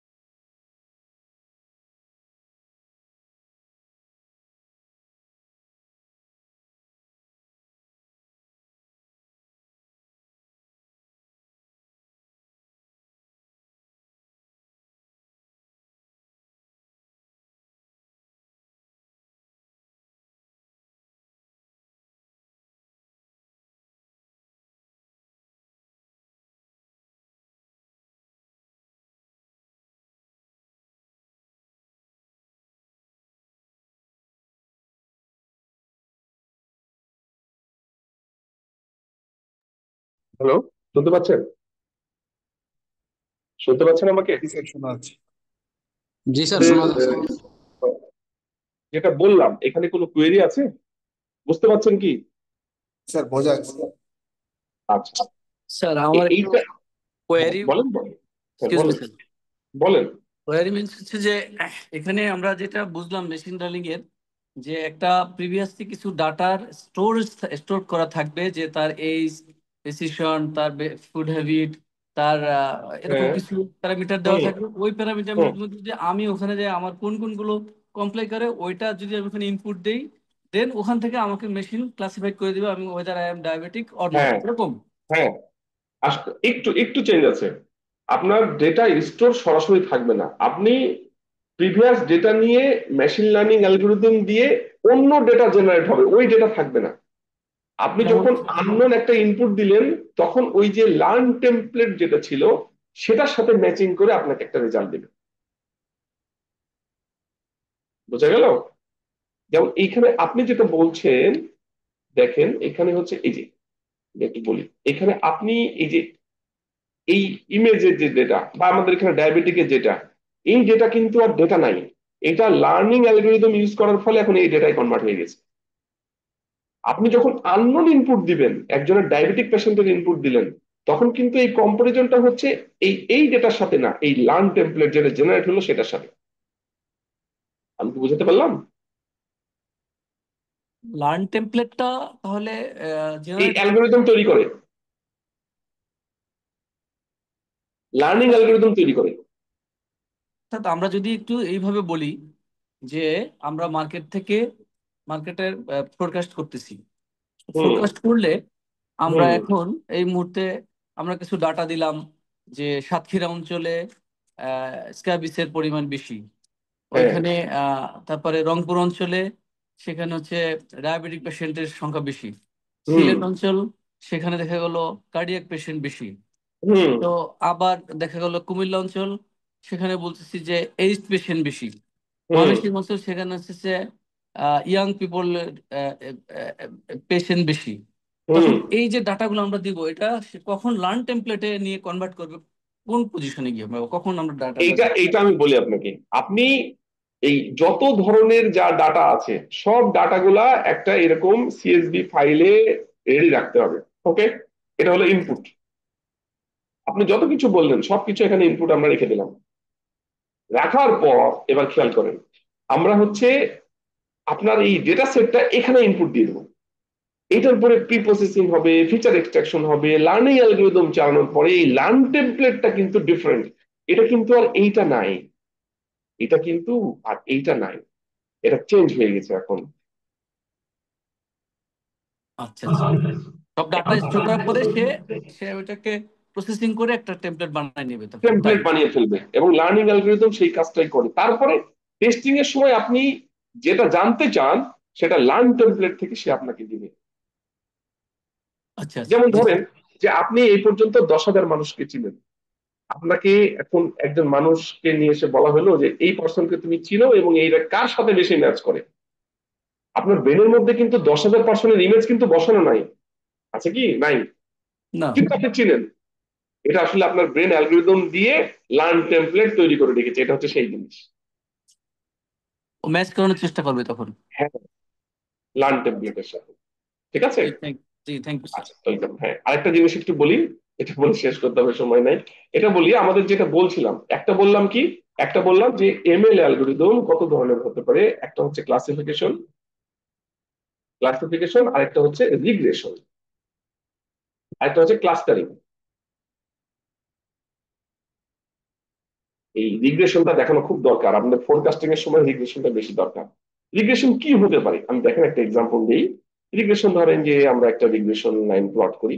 যেমন ধরেন যে আপনি হচ্ছে কাজ করতে চাচ্ছেন, এইরকম ভাবে আসছে যে আবহাওয়ার প্রেডিকশন, ওয়েদার, এটা হলো ডে। আমরা যদি একটু ধরি যে এইটা হলো ডে, এইদিকে আসতে হচ্ছে ডে, আর এইদিকে হচ্ছে আমি ধরলাম যে বৃষ্টির পরিমাণ, কি দেবো এটা, ওয়াটার দিলাম। ঠিক আছে, যেভাবে হয় যেভাবে বোঝেন। এইখানে এইটা হচ্ছে ধরেন আপনার প্রিডিকশন, প্রতিদিন এভাবে করেছে, এটা প্রিডিকশন, এটা অরিজিনাল ডাটা এই পর্যন্ত আছে। এখন আপনি এই পর্যন্ত ধরেন আজকের দিন, এই পর্যন্ত আজকের দিন, এই পর্যন্ত আপনার কাছে ডাটা আছে, আজকের দিনের ডাটা আছে। তো ধরে নিলাম এই পর্যন্ত আপনার কাছে ডাটা আছে। এরপরে আপনি এইখানকার ডাটা বের করতে চাচ্ছেন। কিভাবে বের করবেন? এই ডাটাটা বের করতে চাচ্ছেন। তাহলে এই যে ডাটাগুলো আছে আপনার কাছে, আপনি যদি একটা রিগ্রেশন লাইন প্লট করেন, তাহলে কি হয় দেখেন তো। আমরা যদি এখানে একটা রিগ্রেশন লাইন প্লট করি, যেটা এমন ভাবে লাইনটা তৈরি হবে সবাইকে স্যাটিসফাই করার চেষ্টা করবে এবং মিনিমাম ইরর হবে। মিনিমাম ইরর মানে কি? মিনিমাম ইরর মানে হচ্ছে এই যে এখানকার গ্যাপ, এখানকার গ্যাপ, এখানকার গ্যাপ, এখানকার গ্যাপ, এই গ্যাপ গুলা মিনিমাম হবে, যত মিনিমাম করা যায়। আপনার এই লাইনটা কিন্তু এদিক দিয়েও হতে পারতো, তাই না? সরি বললো এখনো, একটু থামেন। এই লাইনটা কিন্তু এদিক দিয়ে না হয়ে এটা এদিক দিয়েও হতে পারতো, এদিক দিয়েও হতে পারতো, এদিক দিয়েও হতে পারতো, কিন্তু আমরা ওইটা কেন, এটাকে কেন রাখলাম? এইটাকে রাখলাম এই কারণে, এটার মধ্যেকার ইরর সব থেকে কম, যেটা সবাইকে স্যাটিসফাই করে যাবে। তাহলে আমাদের এটা কি হবে? এটা একটা লাইন আমরা তৈরি করলাম। এখন আমরা যদি এই পয়েন্টের মানে, এটা হলো আজকের দিন পর্যন্ত ছিল, কালকের বৃষ্টির অবস্থা জানতে চাই, তাহলে আমরা যদি এখান থেকে একটা লাইন টানি এবং এখানে যেটা এটা ইন্টারসেক্ট করবে, এই পয়েন্টটা আমরা বলতে পারি যে কালকের বৃষ্টির অবস্থা এখানে আসবে, বলতে পারি না? This is called regression. এটাই হচ্ছে আসলে রিগ্রেশন। রিগ্রেশন কিন্তু ক্লাসিফিকেশন করে না। ক্লাসিফিকেশন মানে গ্রুপের মধ্যে ভাগ করা, রিগ্রেশন গ্রুপের মধ্যে ভাগ করে না। রিগ্রেশন হচ্ছে কন্টিনিউয়াস লাইন। আপনি কালকে কি হতে পারে, যেটা আপনার এই এমএল এর জন্য, আপনার হচ্ছে সাপ্লাই চেইনের জন্য সব থেকে বেশি গুরুত্বপূর্ণ কিন্তু রিগ্রেশন। ক্লাসিফিকেশন লাগে কাজে, কিন্তু রিগ্রেশন কিন্তু লাগবে। আপনি কাস্টমারদের ইয়ে চাচ্ছেন যে আপনার কোম্পানি যে পরিমাণ সেল হচ্ছে, আপনি জানতে চাচ্ছেন যে ঠিক আছে এখন যে পরিমাণ সেল হচ্ছে সামনের মাসে কি পরিমাণ সেল হতে পারে, যদি এই ট্রেন্ডই চলে তাহলে আপনি কিন্তু সেলের অবস্থা বুঝতে পারবেন। এখন আপনি বলছেন যে ঠিক আছে আমি সেলকে তাহলে বাড়াতে হবে, কোথায় কোথায় বাড়াইতে হবে? আপনি যদি অ্যালগরিদম দিয়ে টিউন করেন যে কোন কোন জায়গায় চেঞ্জ করলে আমার আউটপুট এরকম হওয়া দরকার, আপনি অ্যালগরিদম বলে দেবে যে এই জায়গায় চেঞ্জ করতে হবে। যেগুলা কাজ আমরা চিন্তা করি ব্রেনের মধ্যে, সেগুলো মেশিনকে দিয়ে করাবো। এবং আমরা কিন্তু এত ডাইমেনশন নিয়ে চিন্তাও করতে পারি না, মেশিন যত ডাইমেনশন নিয়ে চিন্তা করে। আমাদের চিন্তা ভাবনা গুলো কিন্তু এরকম হতে হবে, কাজগুলো কিন্তু সব এদিকে আসতে হবে, নাহলে প্রেডিকশন করা যাবে না, ফোরকাস্টিং করা যাবে না। বোঝা গেল? তো যেটাই হোক, আমাদের হচ্ছে ফিউচারের প্রিডিকশনটা আমরা কিন্তু এই যে রিগ্রেশন দিয়ে খুব সহজেই করতে পারি। বিশেষ করে যেমন একটা এক্সাম্পল দিই, ওটাই যে সেল, আপনি দেখছেন যে সামনের মাসে সেলটা এই লেভেলে হবে, ওকে, আমরা এটাকে চেঞ্জ করলাম সেলিং এর অবস্থায়, কিন্তু আপনি চাচ্ছেন যে না সামনের মাসে আমি সেলের অবস্থাটা এই জায়গায় আনতে চাই, তাহলে কি করতে হবে? এখন আপনার এখানে সেল করার জন্য যেই যেই প্যারামিটার গুলো আছে, সেই কোন প্যারামিটারে টিউন করলে সেলিং কন্ডিশনটা এখানে এসে পৌঁছাবে, আপনাকে এমএল অ্যালগরিদমও সেটা বলে দেবে। আপনি ওটাকে টিউন করলে এটা ভালো। তার মানে আপনি বুঝতে পারছেন সামনে কি হতে পারে, এবং তার সাথে এটাও বুঝতে পারছেন কোন কোন জায়গায় কি কি চেঞ্জ করলে আমি ওই জায়গায় পৌঁছাবো। তাহলে আপনার কোম্পানির প্রিডিকশন করতে কি আসলে আর কিছু লাগে? খুব ইম্পর্টেন্ট ইম্পর্টেন্ট এবং ইন্টারেস্টিং। রিগ্রেশনের এক্সাম্পল দিই, একটু খেয়াল করেন, সময় কম, একটা রিগ্রেশনের এক্সাম্পল দিই। রিগ্রেশনের এক্সাম্পলের জন্য আমরা একটা ডেটা সেট ইউজ করব, সেটা হলো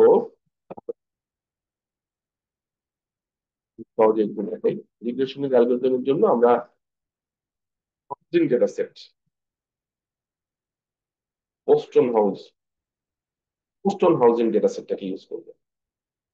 বোস্টন হাউজিং ডেটা সেটে 506টা অবজারভেশন আছে, 14টা ফিচার আছে। 13টা ফিচার হচ্ছে ইনপুট এবং একটা হচ্ছে আউটপুট। আউটপুট মানে কি, এখানে দেখেন ইনপুট গুলা কি কি। ধরেন এই ডেটা সেটের কনসেপ্ট হচ্ছে যে কোনো একটা এরিয়ায় বাড়ি ভাড়া কেমন, বাড়ি ভাড়া অথবা বাড়ির, সরি বাড়ি ভাড়া বলা ঠিক না, ওই জায়গায় বাড়ির দাম কেমন। এখানে 13টা ইনপুট আছে।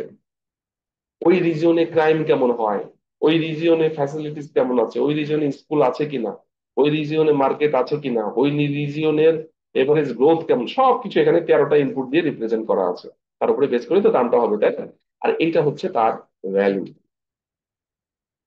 এইরকম আপনার ডেটা সেট যদি আমরা দেখি, আমি ডেটা সেটটা একটু বের করি।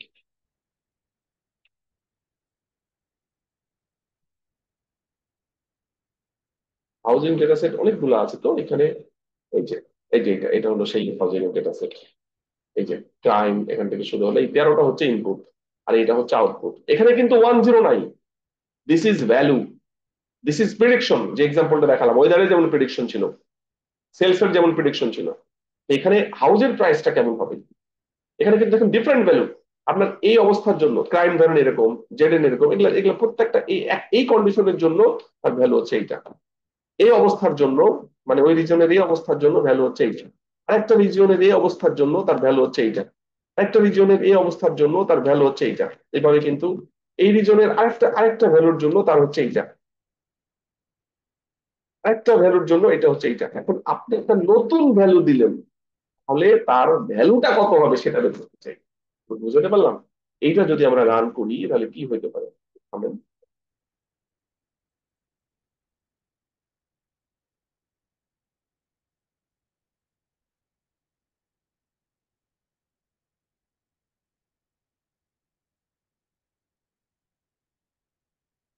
ঠিক করতে হবে।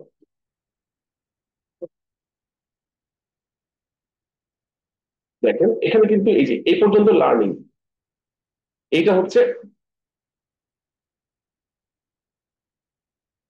13টা ভ্যালু, টেস্টিং এর ভ্যালু।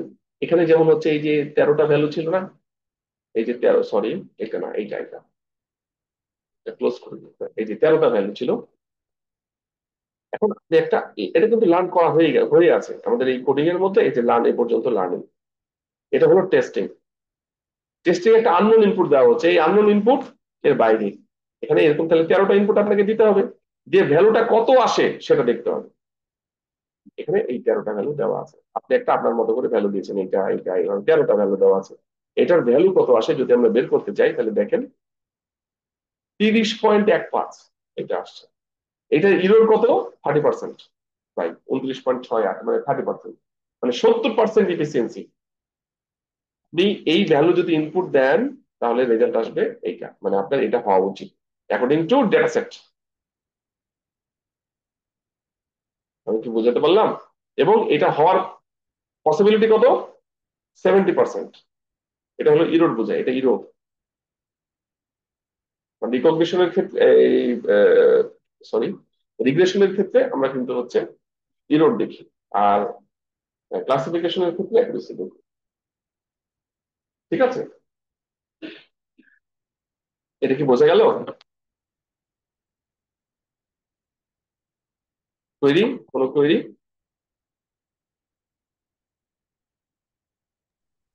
হ্যালো, আমাকে শুনতে পাচ্ছেন? স্যার, এই যে আননোন ভ্যালুটা, এটা আরেকবার বলবেন প্লিজ।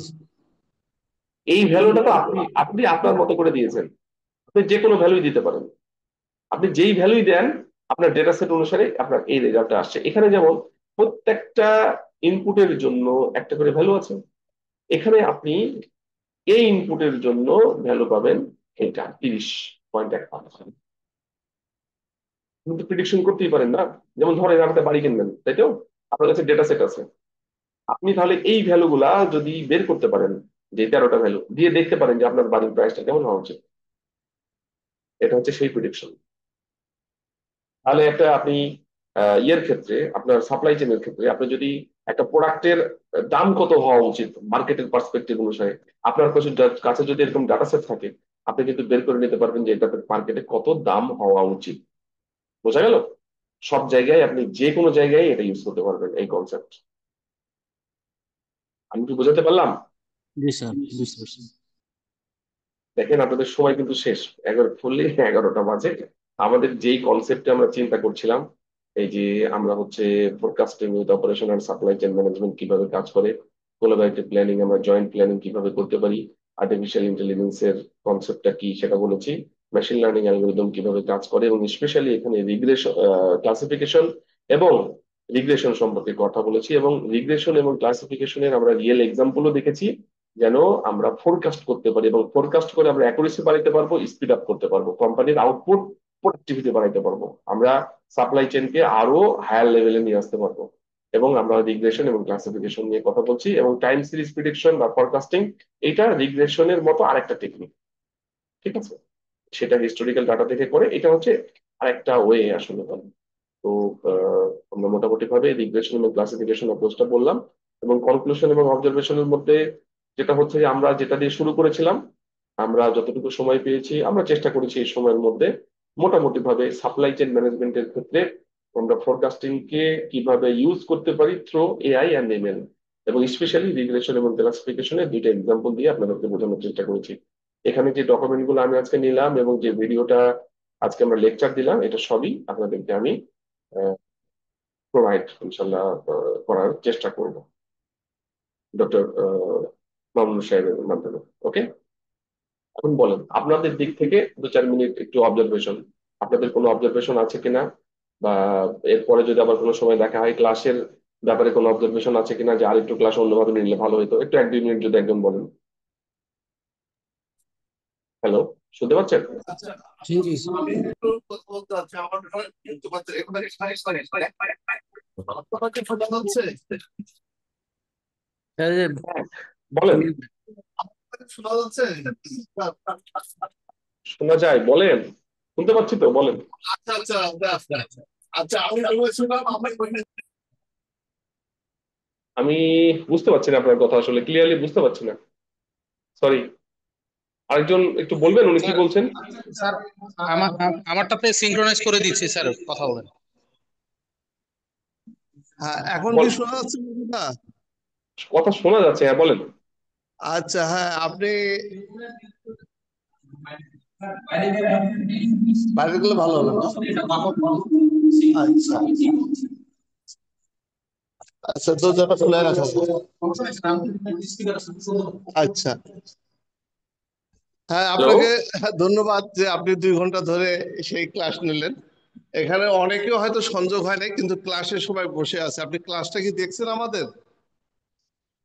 আপনাদের হ্যালো, ক্লাসটা শোনা দেখেছি, আমি দেখেছি মোটামুটি ভাবে। ওই যে 2 একজন হ্যাঁ, ভিডিও অন করেছিল, আমি বুঝতে পারছি ক্লাসে একটা ল্যাবরেটরি, হ্যাঁ, আসলে ক্লাসে ল্যাবরেটরির কিন্তু মতোই। সবাই বসে হাই স্ক্রিন দেখাচ্ছে এবং সবাই খুব সিরিয়াসলি এনজয় করছে। আপনাকে ধন্যবাদ থ্যাংক আমাদের ইউ, পক্ষ থেকে যে আপনি থ্যাংক এই ইউ। ধরনের একটা ক্লাস এনজয় করলেন।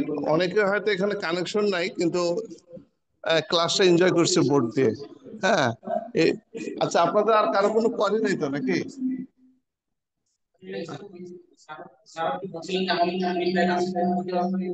আচ্ছা, ওইটা একটু কথা বলেন। আমি আমার পক্ষ থেকে বিআইএম এর পক্ষ থেকে ধন্যবাদ দিলাম। এই আপনাদের থ্যাংক পক্ষ ইউ। থেকে বলেন।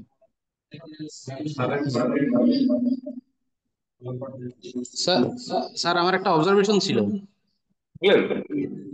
স্যার। মানে বিষয়টা হচ্ছে স্যার, খুবই স্বল্প সময়ের ভিতরে আপনি যে সাপোর্টটা দিয়েছেন খুবই সুন্দর লাগছে, আমরা খুবই এনজয় করছি এবং খুবই ইনফরমেটিভ ডিসকাশন হয়েছে।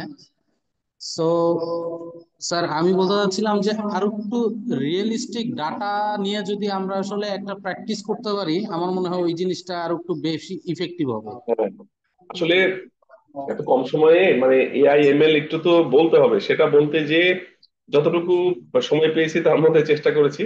যদি পরে কোনো অপরচুনিটি থাকে আমরা হচ্ছে সেই জায়গায় চেষ্টা করব, সেই জায়গায় হয়তো আপনার বিজনেস রিলেটেড ডেটাগুলো নিয়ে কাজ করলে আর একটু হয়তো আপনাদের রিয়েল এক্সপিরিয়েন্স গুলো আসবে। এক্স্যাক্টলি স্যার, আসলে ওই জিনিসটাই আমার একটা অবজারভেশন ছিল, দ্যাটস না ইট। ঠিক আছে, সেটা আমি ফিল করছি, থ্যাংক ইউ। জি, আমরা চেষ্টা ধন্যবাদ করবো। স্যার। ওয়েলকাম। হ্যাঁ। স্যার আমি একটা কথা বলতে চাচ্ছি। মামুন স্যার বলেন। আমাদের দিলে কোনো কথা বলবো। অবজারভেশন না, জাস্ট আপনাকে আমাদের স্যার অলরেডি যে থ্যাঙ্কস দিছে, এবং আমরা আমাদের পক্ষ থেকে স্যারকে ধন্যবাদ জানাই, কারণ আপনার ক্লাসগুলো ভালো হয়েছে স্যার। আমরা বিশেষ করে ডিজিটাল ফোরকাস্টিং এর ব্যাপারে এআই কিভাবে কাজ করছে এবং মেশিন লার্নিং কিভাবে এটাকে ইন্টারপ্রিট করছে, এটা আমরা এখান থেকে একটা মোটামুটি একটা বেসিক নিয়েছি। কিন্তু আমাদের একটা অতৃপ্তি থাকলো যে আপনাকে যদি সরাসরি আমরা ক্লাসে পেতাম, স্যার ইনশাল্লাহ, কি বলেন? ইনশাল্লাহ কোনো কোনো সময় দেখা যাবে, যেহেতু তাহলে শুরু ভালো করলাম। হতো, তাইলে আমরা অনেক হয়তো আরো একটু বেশি ইন্টারেক্টিভ হতে পারতাম। তো অসুবিধা তারপরও নাই। যা হয়নি সেটা আক্ষেপ না থেকে যেটা হয়েছে এটার থেকেই আমরা আরো আউটপুট পেতে চাচ্ছি। আপনাকে ধন্যবাদ স্যার। থ্যাংক ইউ, ইনশাল্লাহ পরে দেখা হবে কোনো সময়। থ্যাংক ইউ, তাহলে আমরা মনে হয় শেষ করি আজকে। আমি জি আপনারা অন্য ক্লাস আছে। থ্যাংক ইউ, জি স্যার। সবাই ভালো থাকেন। স্যার কথা বলবেন স্যার? আমি শেষ ঠিক করলাম, আছে, সবাই ভালো থাকেন। থ্যাংক ইউ মামুন সাহেব, থ্যাংক ইউ। শেষ করলাম তাহলে। Thank you. ওকে, আসসালামু আলাইকুম। হ্যাঁ, হ্যাঁ, আসসালামু আলাইকুম। করে দিতে পারেন, সমস্যা নাই। ওকে, ডকুমেন্ট ওকে, গুলো আপনাকে সব শেয়ার করে দেবো, ওনাদেরকে একটু দিয়ে হ্যাঁ, দেবো। হ্যাঁ, হ্যাঁ, থ্যাংক গ্রুপে ইউ। শেয়ার করে দেন, গ্রুপে আপনাকে অ্যাড করে দিছি। হ্যাঁ, ঠিক আছে, ঠিক ওকে, আছে।